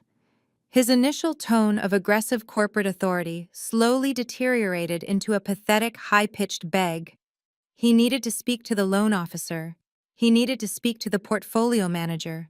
He needed anyone to explain why a guaranteed $5 million extension had morphed into an immediate asset freeze. At exactly 4 o'clock in the afternoon, the automated hold music abruptly stopped. A sharp, highly professional female voice came over the line. "Thorn Capital Executive Office. How may I direct your call?" Trent gripped the edge of his mahogany desk, his knuckles turning stark white. He leaned into the speakerphone, his voice trembling with a mixture of exhaustion and raw terror. "This is Trent from the executive board of your primary tech portfolio. I have been trying to reach someone in your lending department all day. Our operational accounts have been frozen without due process. We submitted our request for the $5 million loan extension directly to Gabriel Thorne yesterday. I demand to speak with him immediately to clear up this catastrophic clerical error." There was a brief, chilling pause on the other end of the line. The quiet tapping of a keyboard echoed softly. "I apologize for the confusion, sir," the secretary replied, her tone perfectly devoid of any human empathy. "Gabriel Thorne passed away yesterday afternoon." Trent stopped breathing. The blood completely drained from his face. The man holding his company's entire debt portfolio was dead. For a fleeting fraction of a second, a sick, twisted wave of relief washed over Trent. If the billionaire was dead, the debt collection might be delayed in probate court. They might have months to restructure their finances while lawyers argued over the estate. However, the secretary continued smoothly slicing right through Trent's momentary delusion. The transition of leadership has already been fully executed. A new chief executive officer has taken absolute control of the firm and the entire $50 million estate. It was by the direct personal order of the new CEO that your specific corporate account was flagged for immediate asset seizure due to breach of contract. Your loan extension has been officially denied. Trent leaped out of his leather chair. The panic clawing at his throat finally boiled over into outright rage. "What do you mean denied?" he screamed, slamming his fist against the desk. "You cannot just bankrupt a company overnight because you got a new boss. We have a standing relationship with that firm. Who the hell is this new CEO? I demand to know who has the authority to shut down my entire life. Put them on the phone right now." The secretary did not raise her voice. She did not flinch at his hostility. She simply delivered the final lethal blow with surgical precision. "The CEO does not take direct calls from defaulting debtors, sir," she stated coldly. "But since you are requesting official verification of leadership, I am forwarding the verified corporate press release to your professional email address right now. It outlines the succession plan and introduces the sole heir to the Thorne estate. Have a pleasant evening." The line went dead. Trent stood paralyzed in the center of his office, his chest heaving as he stared at his computer monitor. A single unread email popped into his inbox. The subject line read, "Official Leadership Transition at Thorn Capital." His hand shook violently as he reached for the mouse. He clicked the email open. A high-resolution, professionally captured photograph filled the entire screen. It was a picture of me. I was wearing the razor-sharp black silk tuxedo jacket and the vintage diamond choker, looking directly into the camera with an expression of absolute terrifying power. The bold black text beneath the photograph officially introduced Sydney Thorne as the sole legal widow, the sole inheritor of the $50 million fortune, and the newly instated CEO of the very firm holding Trent's financial executioner's axe. Trent stared at my face, his mind completely shattered. The woman he had thrown into the freezing rain, The woman he had discarded to steal a fake fortune was actually the billionaire holding the match to his gasoline-soaked life. His fingers went completely numb. The expensive smartphone slipped from his grasp, crashing heavily onto the hardwood floor. He fell back into his chair, gasping for air that suddenly felt entirely toxic. He was completely, irrevocably destroyed. Trent remained frozen on the floor of his office for nearly an hour. The sheer magnitude of his miscalculation had crushed the air completely out of his lungs. But as the initial paralyzing shock finally wore off, the primal instinct of a desperate, greedy man took over. He scrambled across the hardwood floor, snatching up his dropped phone with trembling, sweaty hands. He could not accept total financial ruin. His toxic ego quickly convinced him that Sydney, the accommodating woman who had faithfully supported his career for 5 years, was still hiding somewhere beneath that terrifying new billionaire facade. He told himself that her wealth was an opportunity, not a death sentence. He just needed to find her. He just needed to spin the perfect manipulative story to bring her back under his control. He spent the next several hours frantically pulling strings, bribing valets, interrogating downtown concierges, and exploiting every remaining social connection he possessed in the city. By late evening, his desperate campaign paid off. A highly compensated concierge at the most exclusive luxury hotel in the financial district confirmed that a woman matching my exact description and operating under a limitless corporate account had secured their top-floor penthouse suite indefinitely. Trent did not hesitate for a single second. He drove his leased sports car recklessly across the city, abandoning it right at the curb as he sprinted into the grand marble lobby. I was standing by the massive stone fireplace in my penthouse, looking out over the glittering Seattle skyline when the secure intercom chimed. The front desk manager sounded incredibly tense as he informed me that a frantic man, claiming to be my husband, was demanding immediate access to my suite. A slow, chilling smile spread across my face. I could have instructed security to throw him out onto the pavement. I could have let him suffer in the lobby, but denying him access would have been far too easy. I wanted him to walk into my fortress. I wanted him to see the astronomical wealth he had thrown away. "Send him up," I commanded softly. Less than 2 minutes later, the private elevator doors slid open with a soft chime. Trent practically fell into the opulent foyer. He looked absolutely pathetic. His expensive suit was deeply wrinkled, his tie was discarded, and dark, exhausted circles framed his bloodshot eyes. He took one look at the staggering luxury of the sweeping penthouse suite, the imported modern art, the floor-to-ceiling glass walls, and the quiet, undeniable power radiating from where I stood in my tailored silk loungewear. The gravity of his mistake hit him so hard his knees physically buckled. Trent dropped straight to the polished hardwood floor. He crawled forward on his hands and knees, completely abandoning whatever shreds of corporate dignity he still possessed. "Sydney, my God, I have been out of my mind with worry," Trent cried out. Real tears streamed down his flushed cheeks, though I knew with absolute certainty that he was weeping for his bank account, not his marriage. "Please, you have to listen to me. I made a catastrophic mistake. I was not in my right mind yesterday. I did not move an inch. I simply looked down at him, my expression a mask of pure, unbothered ice." "Explain it to me, Trent. Explain how throwing my belongings into the freezing mud was a simple mistake." He scrambled closer, stopping just short of touching the hem of my silk robe. "It was Bianca," he sobbed, his voice cracking with desperate, manufactured agony. "That woman is a complete psychopath, Sydney. She bewitched me. She targeted me at a networking event because she knew I was stressed about the company audits. She preyed on my vulnerability and fed me absolute lies. She manipulated my mind until I did not even know who I was anymore. I kicked her out today. I swear to you, I threw her right out of my office the second I realized what she had done to us." The sheer audacity of his gaslighting was almost impressive. He was throwing the woman he had proudly paraded into my house straight under a speeding bus just to save his own skin. He reached up, clasping his hands together as if praying to a deity, and the baby Trent continued, his words spilling out in a frantic, manic rush. "Sydney, I was so confused and angry because of the pressure Bianca put on me. But I called my old urologist this morning in a total panic. I made them pull my medical files from 3 years ago. The doctor told me the procedure must have reversed itself. He said it happens in rare cases. My vasectomy failed Sydney. The baby is a medical miracle, and it is definitely mine. I know it is mine. I stared at him, marveling at the depths of his depravity.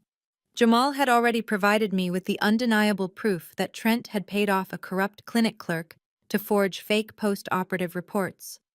Trent never had the surgery to begin with.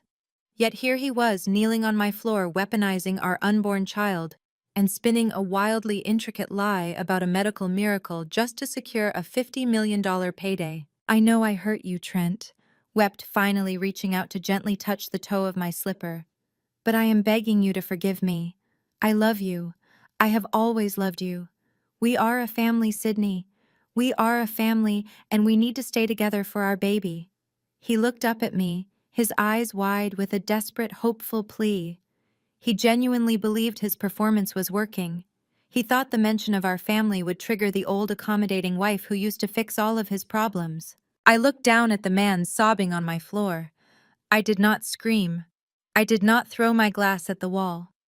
Instead, I let a soft, cold smile touch the corners of my mouth. I appreciate your honesty, Trent. I said, my voice smooth and perfectly measured.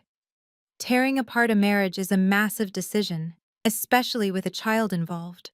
I think it is incredibly important that we handle this transition with the proper respect our family deserves. Trent let out a massive, shuddering breath of relief. A greedy, triumphant spark ignited in his tear-filled eyes. He thought he had successfully manipulated the situation. He thought my calm demeanor meant submission. However, I continued, stepping back slightly to break his physical contact with my shoe. We cannot resolve something this complex in a hotel room. We need to do this properly. I want you to bring Patricia and Courtney to Mr. Caldwell's legal office this Friday at exactly noon. We are going to sit down as a family, discuss our assets, and finalize the future of our estate together. Trent scrambled to his feet, his face glowing with sheer, unadulterated victory. Yes, absolutely. Friday at noon. My mother and sister will be thrilled, Sydney. They have been sick with worry about you, too. We will all be there. Thank you. Thank you for giving us another chance. He backed toward the elevator, nodding profusely, completely blind to the executioner's axe swinging directly toward his neck. He stepped into the elevator, believing he had just secured a $25 million victory. He had absolutely no idea he had just accepted an invitation to his own slaughter. The very next morning, the sleek digital console in my penthouse suite chimed with an alert from the front desk. The concierge informed me that a massive delivery required my immediate authorization. I approved it, fully expecting a courier to arrive with the finalized legal documents from Mr. Caldwell regarding the venture capital firm. Instead, the private elevator doors slid open to reveal 3 hotel staff members, struggling under the weight of the most ostentatious, obnoxious floral arrangements I had ever seen in my life. Towering displays of white orchids, imported lilies, and cascading rare roses completely filled my entryway. The overwhelming, cloying scent of the flowers instantly suffocated the crisp air of the suite. It reeked of absolute desperation. Attached to the largest, most expensive-looking bouquet was a thick, cream-colored envelope sealed with gold wax. The elegant cursive handwriting unmistakably belonged to Patricia. I opened it, my eyes scanning the sickly sweet, utterly fabricated apology written inside. "Sydney, my dearest daughter," she wrote. "Trent told us all about the terrible, heartbreaking misunderstanding at the restaurant last night. I am utterly devastated that my fiercely protective maternal instincts came across as hostility toward you. We were all just so overwhelmed by the crushing stress of Trent's corporate audits, and we lashed out unfairly. Please forgive an old woman who loves you dearly. You have always been the heart of this family. I cannot wait to hug you on Friday so we can put this ugly chapter behind us." I stared at the heavy cardstock, feeling a profound wave of physical nausea. This was a woman who less than 48 hours ago had looked me dead in the eyes on a flooded porch and called me a stray dog with no pedigree. Now faced with the blinding, undeniable glare of a $50 million fortune, she was suddenly playing the role of the doting, affectionate mother-in-law. I tossed the card onto the marble kitchen island and instructed the hotel staff to throw every single flower arrangement directly into the trash compactor in the basement. I refused to let the stench of her hypocrisy linger in my sanctuary for even a second. A moment later, my secure phone vibrated against the countertop. I picked it up and saw a notification from a social media platform I rarely checked. It was from Courtney, the sister-in-law who had literally threatened to scream for security if I did not leave the Michelin star restaurant, was now publicly declaring her undying devotion to me. She had posted a highly filtered, heavily edited throwback photograph from a holiday party 3 years ago. In the picture, we were standing next to a decorated fireplace. I remembered that night perfectly because just moments before the camera flashed, Courtney had loudly mocked my outfit. Now the caption beneath the photo made my blood run cold. "Reunited, and it feels so good," Courtney wrote, adding a string of heart emojis. I am so incredibly blessed to have a sister-in-law who embodies grace, forgiveness, and unconditional love. Family is forever, Sydney. You are the best sister a girl could ever ask for. The comments were already flooding in, filled with mutual acquaintances praising our beautiful bond. Courtney was meticulously crafting a public narrative, laying down a digital paper trail to prove we had a deeply connected, loving relationship. She was desperately trying to erase the reality of her extreme cruelty, replacing it with a fake history of sisterly affection.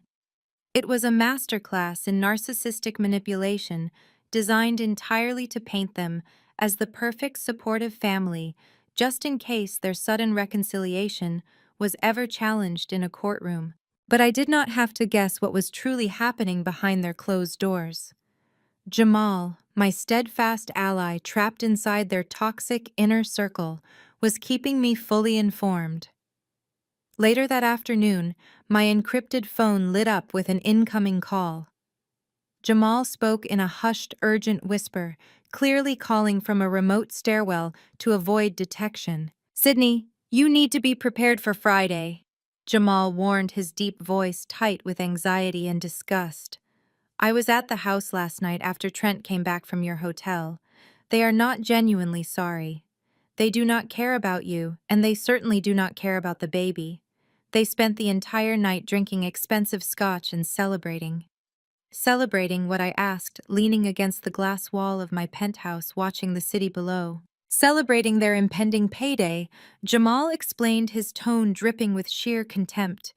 "Patricia and Courtney convinced Trent that your newfound wealth is their ultimate golden ticket.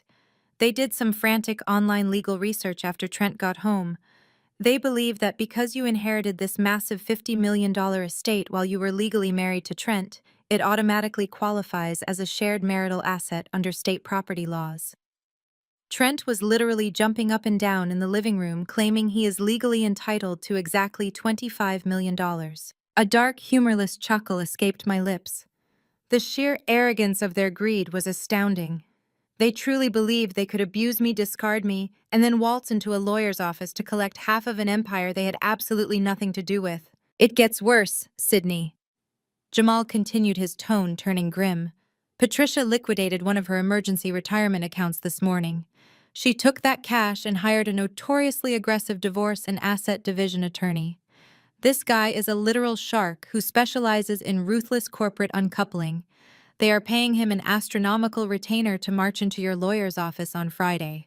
Trent's entire plan is to sit there looking like the devoted, forgiving husband, while his attack dog lawyer legally strong-arms you into surrendering $25 million. Jamal took a shaky breath before delivering the final warning.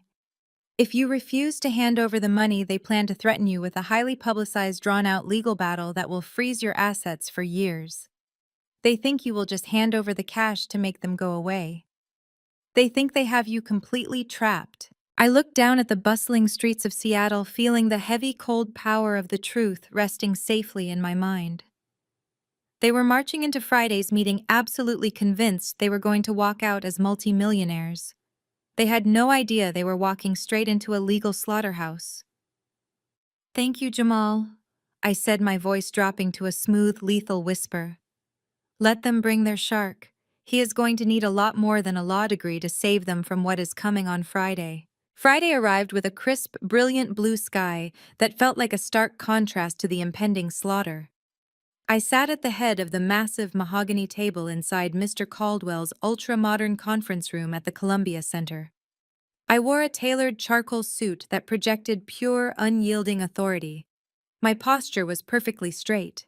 My expression was an impenetrable mask of absolute calm. Mr. Caldwell sat to my right, his pristine leather briefcase resting closed on the table. We did not need to review our strategy. The legal trap was already set, fully loaded, and simply waiting for the prey to step onto the trigger. At exactly noon, the heavy glass doors swung open. Trent strutted into the room first, radiating a sickening aura of unearned confidence. He had clearly spent hours grooming himself for this exact moment, wearing his most expensive navy suit and a carefully practiced expression of deep marital concern. Right behind him marched Patricia and Courtney, both clutching designer handbags and wearing identical predatory smirks that they desperately tried to disguise as supportive smiles. Patricia wore a lavish string of pearls, clearly dressing for the new tax bracket she felt she was about to enter.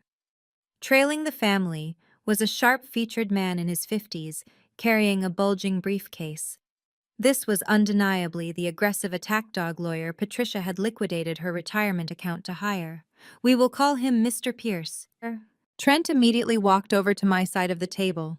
He ignored the empty leather chair positioned across from me and instead pulled a seat right up next to mine. He reached out, attempting to cover my hand with his own, entirely ignoring the fact that just a few days ago he had thrown my belongings into the freezing mud and paraded his pregnant mistress into my home. Sydney, sweetheart. Trent murmured, his voice dripping with artificial warmth. You look absolutely beautiful today. My mother, my sister, and I have been so incredibly worried about you. We are just so glad we can finally sit down as a family and get everything sorted out. We want to support you through this massive transition. I smoothly withdrew my hand, sliding it off the table and resting it gracefully on my lap. The physical rejection caused a brief, ugly flash of anger to spark in his eyes, but he quickly masked it with a martyred sigh. He took his seat, leaning back and crossing his legs like a king preparing to collect his taxes. He truly believed his performance was flawless. He thought I was still the vulnerable, compliant wife who would desperately cling to his fake affection to avoid a confrontation. Mr. Pierce did not bother with pleasantries. He stepped up to the table and violently slammed a thick, heavily tabbed manila folder down onto the polished mahogany surface. The loud smack echoed through the quiet conference room, a deliberate intimidation tactic meant to rattle me. Let us bypass the formalities and get straight to the point, Mr. Pierce stated, his voice booming with arrogant authority. My client, your husband, has been remarkably patient and forgiving regarding your recent erratic behavior. However, we are fully aware of the $50 million estate you recently inherited. Under the state property laws governing this jurisdiction, any assets acquired during the timeline of a legal marriage are classified as shared marital property. Patricia shifted in her seat, lifting her chin proudly. Courtney actively smirked, pulling out her phone as if she were preparing to shop for yachts the second this meeting concluded. They were barely containing their sheer, unadulterated greed. Mr. Pierce tapped his index finger aggressively against the folder. We have prepared a comprehensive settlement agreement. Trent is willing to be incredibly generous. He is asking for exactly 50% of the total estate, $25 million transferred into his personal accounts within 14 business days. In exchange, he will agree to an amicable, uncontested divorce, and he will graciously allow you to keep your little public relations business. I stared at the lawyer, my expression entirely blank. And if I refused this generous offer, I asked, my tone utterly devoid of any emotion. Mr. Pierce leaned across the table, showing his teeth in a predatory grin. If you refuse, we will immediately file for a highly publicized contested divorce. We will petition the court to freeze all $50 million of your inherited assets until a judge can rule on the division.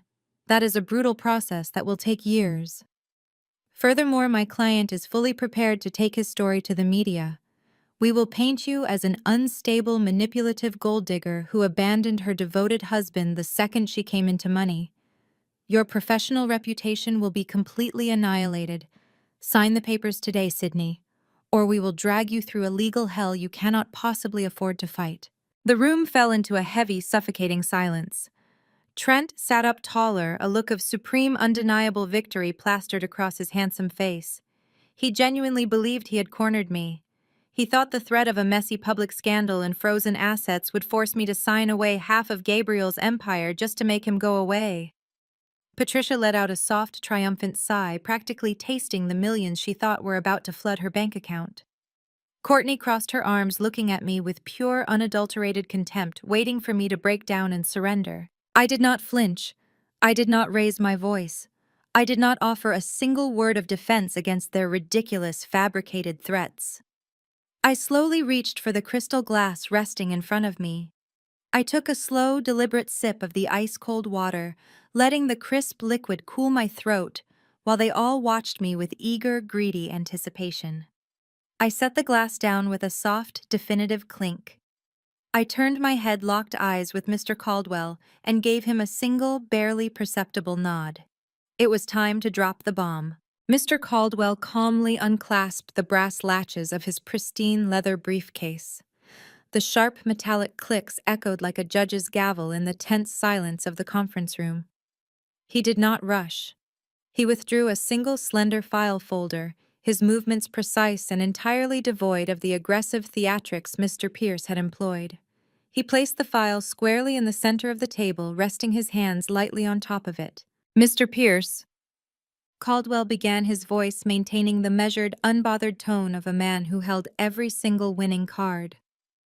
"Your settlement proposal is certainly ambitious. It relies heavily on the statutes governing shared marital property in this jurisdiction. However, there is a fundamental flaw in your legal strategy.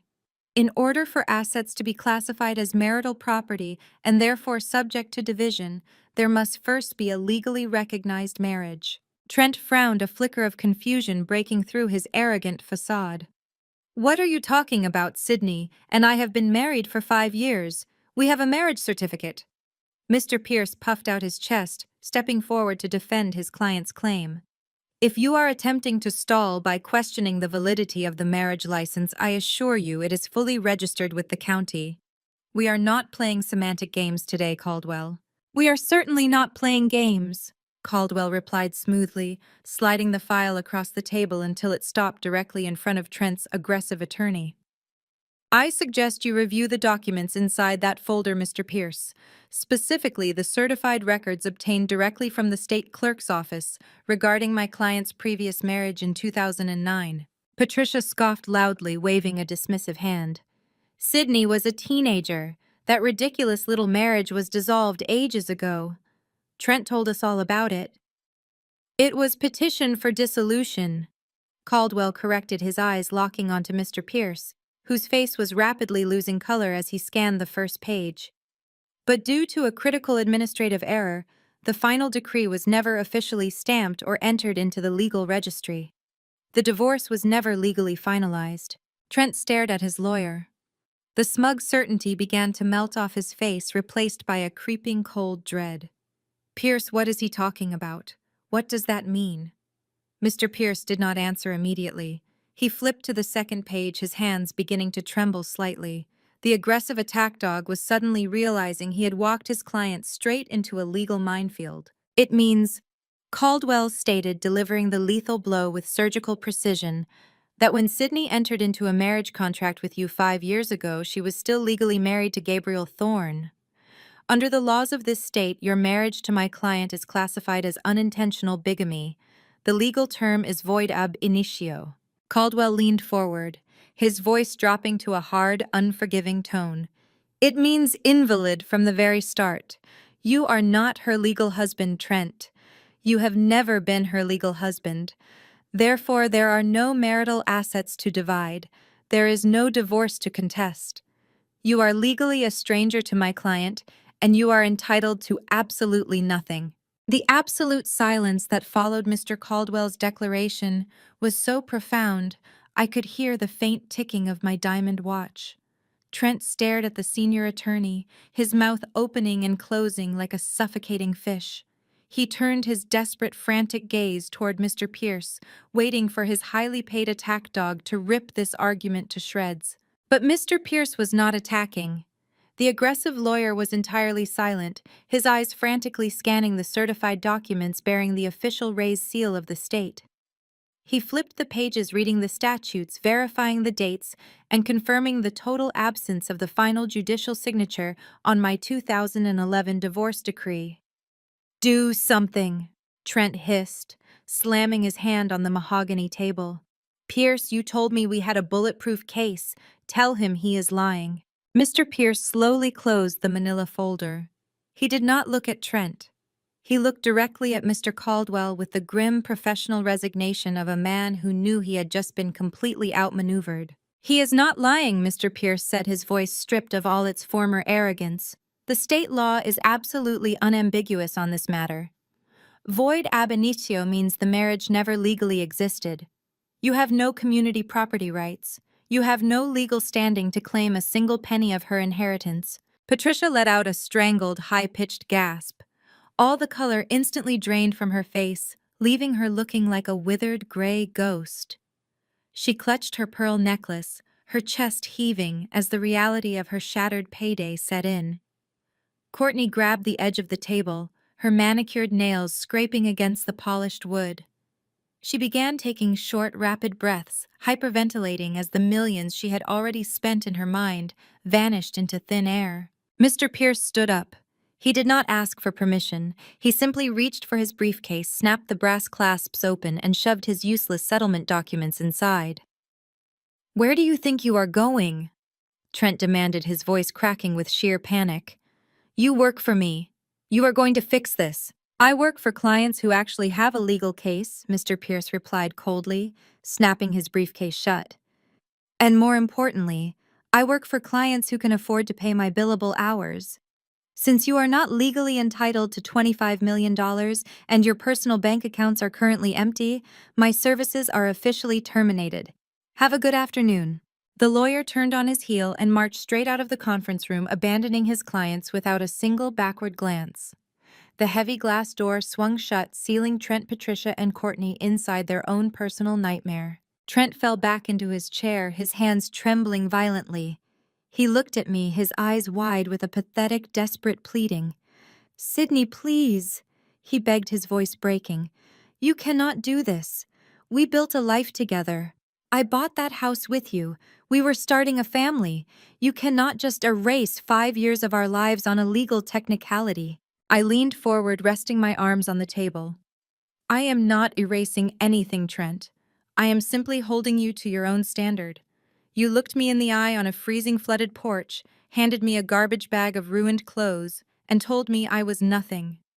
You threw a stranger out into the storm so you could move your fake heiress into my home.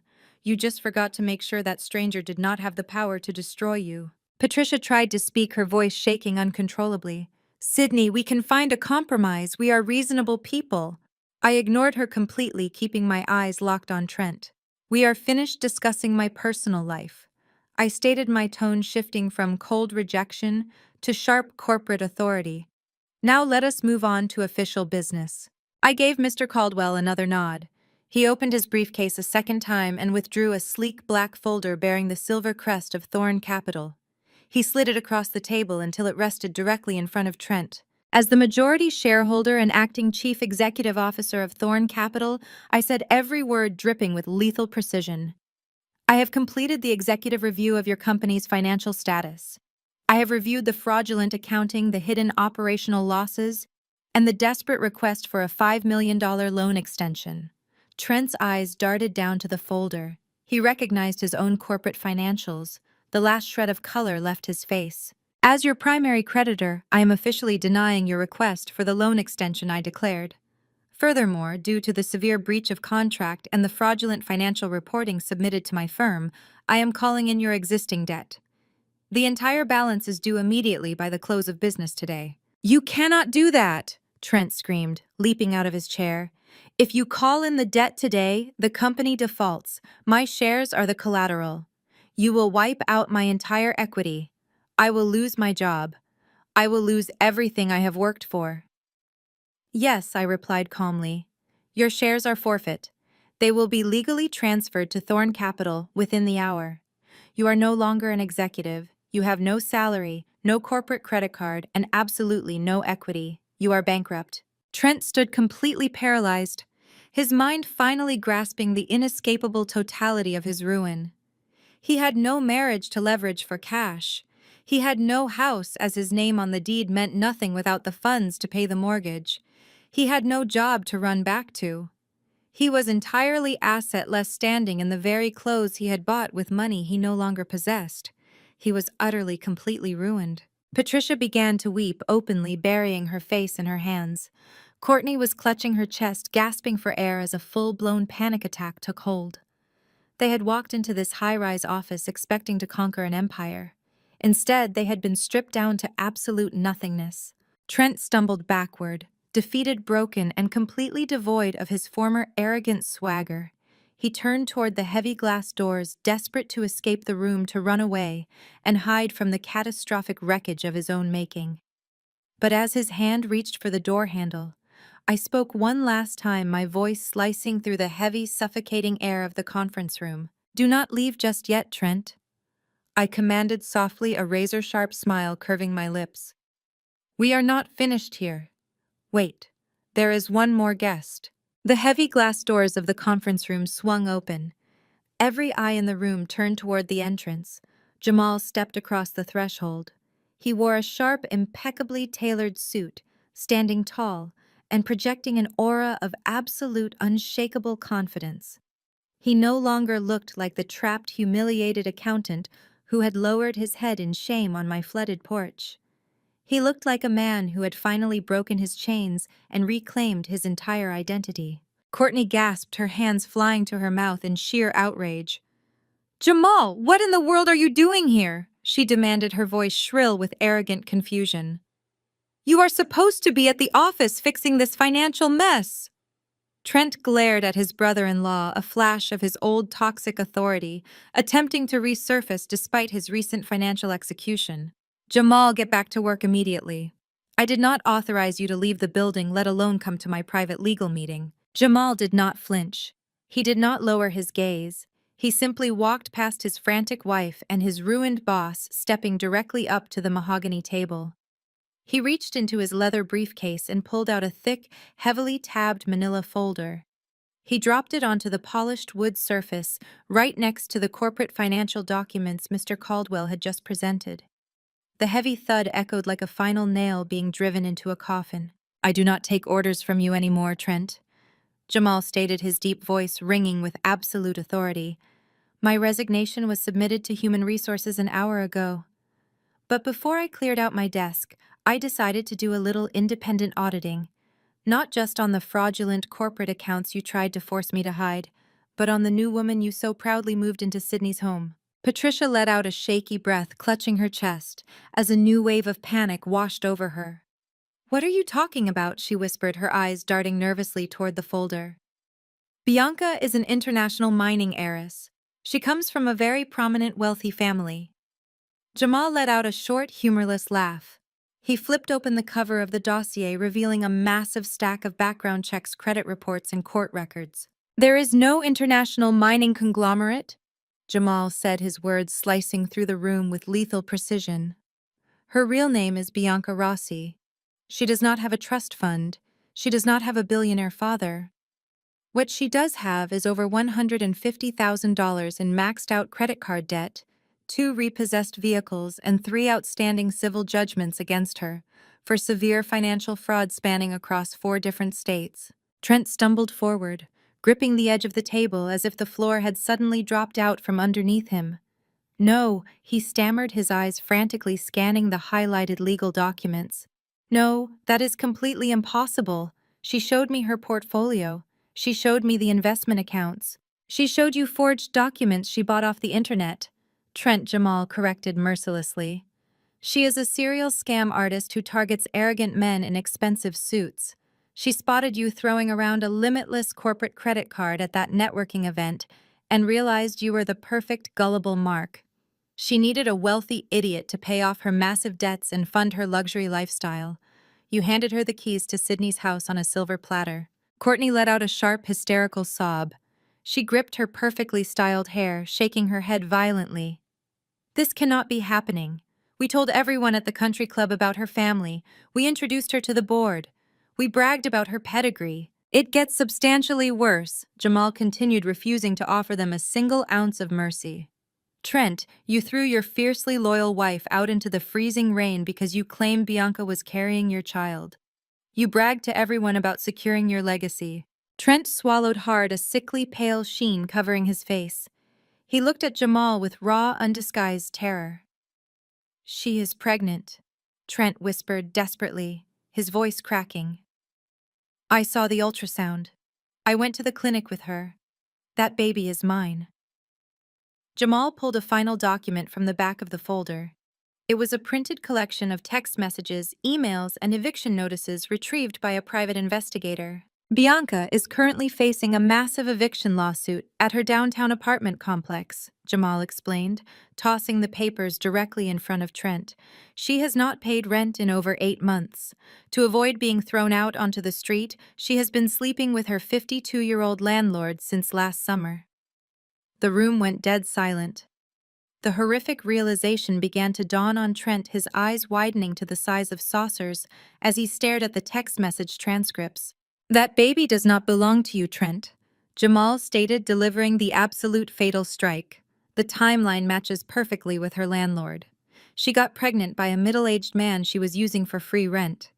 When she realized he had no actual money to support a child, she panicked.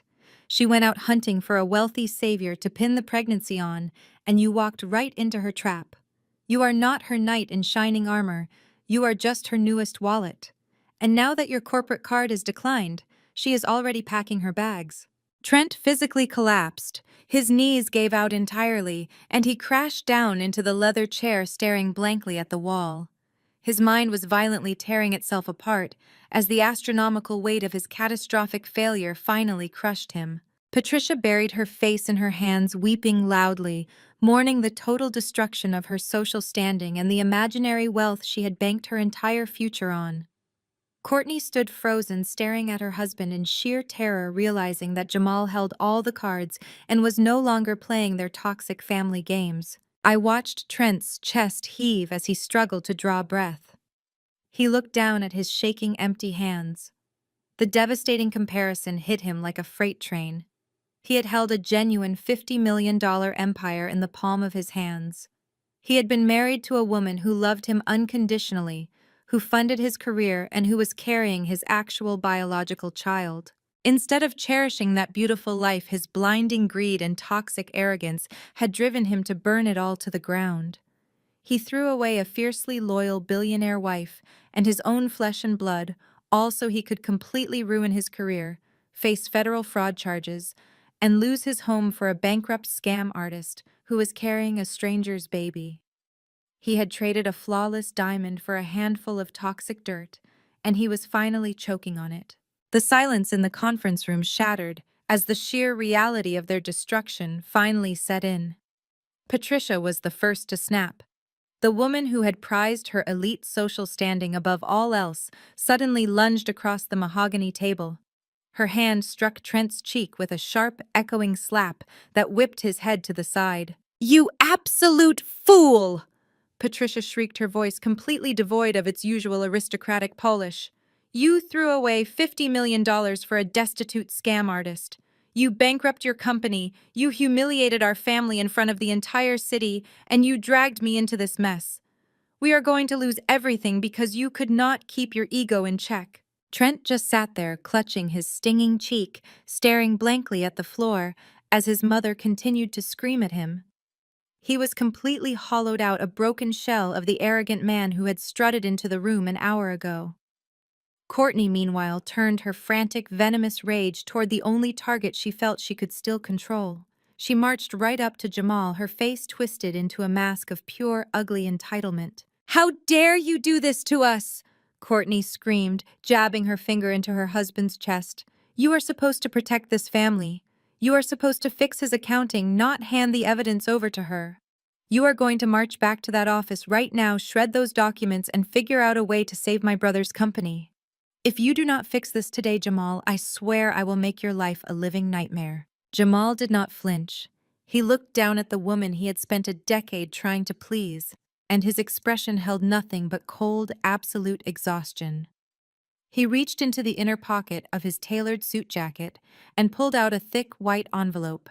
He pressed it firmly into Courtney's chest, forcing her to take it. I am not fixing anything for your brother ever again, Jamal stated, his deep voice echoing with profound liberation. Those are the signed divorce papers, Courtney. My lawyer filed them with the county court this morning. I am officially resigning from my position at the company effective immediately. You can keep the house, the cars, and the country club memberships.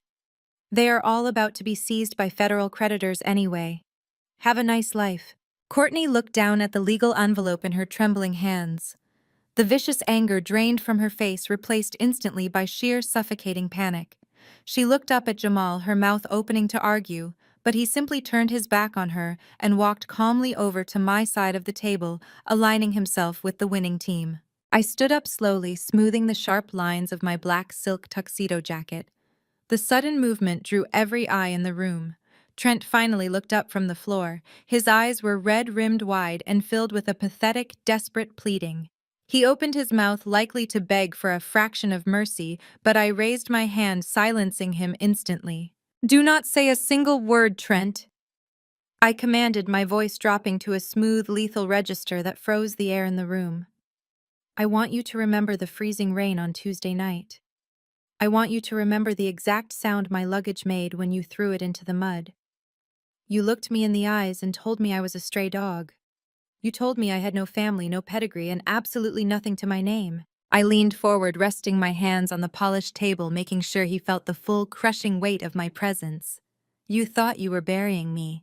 You thought you could strip me of my dignity and leave me to freeze while you celebrated your brilliant little scam. But throwing my bags out into that storm was the absolute greatest favor you ever did for me. You did not break me, Trent. You simply handed me the key to my own cage, and while you were busy playing a wealthy executive for a broke, desperate fraud, I stepped into an empire. I picked up the black titanium card resting on the table and slipped it carefully into my designer handbag. You are bankrupt, I finalized, staring down at the miserable broken man who used to be my husband. You are facing federal fraud charges, and you are entirely alone.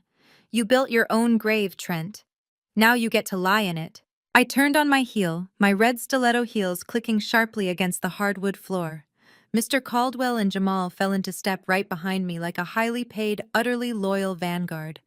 I walked straight through the heavy glass doors of the conference room, leaving Trent, Patricia, and Courtney screaming at each other amidst the total catastrophic wreckage of their own greed.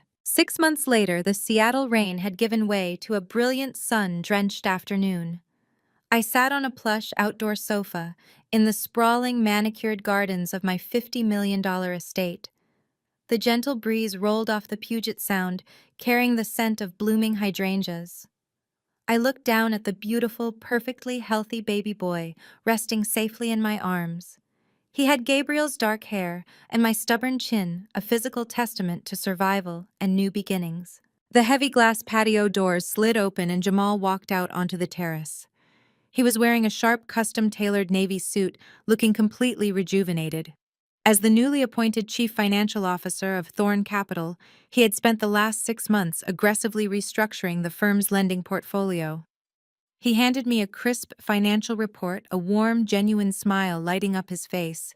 Everything is secured, Sydney, Jamal reported proudly. The final corporate liquidation for Trent's old firm went through this morning. I took the report, bouncing my son gently on my knee. And Trent, I asked, my tone entirely conversational. Jamal let out a short, satisfied laugh. He pleaded guilty to the corporate fraud charges to avoid a maximum sentence. He is currently working a grueling minimum wage construction job, digging ditches on the highway just to pay off the court-ordered restitution. Patricia and Courtney are living in a tiny one-bedroom apartment in the suburbs, fighting constantly about money. I looked out at the glittering ocean, feeling a profound, unshakable sense of peace wash over my entire soul. They were completely irrelevant now, nothing more than a distant, ugly memory fading into the background of my incredibly bright future. I pressed a soft kiss to my son's forehead. There are betrayals that feel like the end of the world, moments that convince you everything you built has been completely destroyed. But sometimes the universe strips away the toxic weight holding you down, just to force you to step into your true power. I learned that you never have to destroy the people who try to break you. You just have to step aside and let their own greed consume them. Because in the end, the absolute sweetest revenge is not anger or retaliation.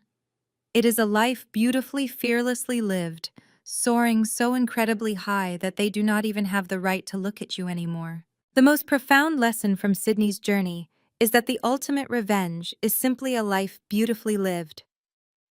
When facing devastating betrayal from those we trust, our first instinct is often retaliation. However, this story shows that true power lies in walking away and building your own empire. Toxic individuals will inevitably destroy themselves through their own boundless greed and lies. You rarely need to lift a finger to ruin them. By focusing entirely on your own healing, establishing firm boundaries, and pursuing success, you reclaim your power and render your abusers irrelevant. Have you ever chosen to walk away and heal instead of seeking revenge? Share your story in the comments below.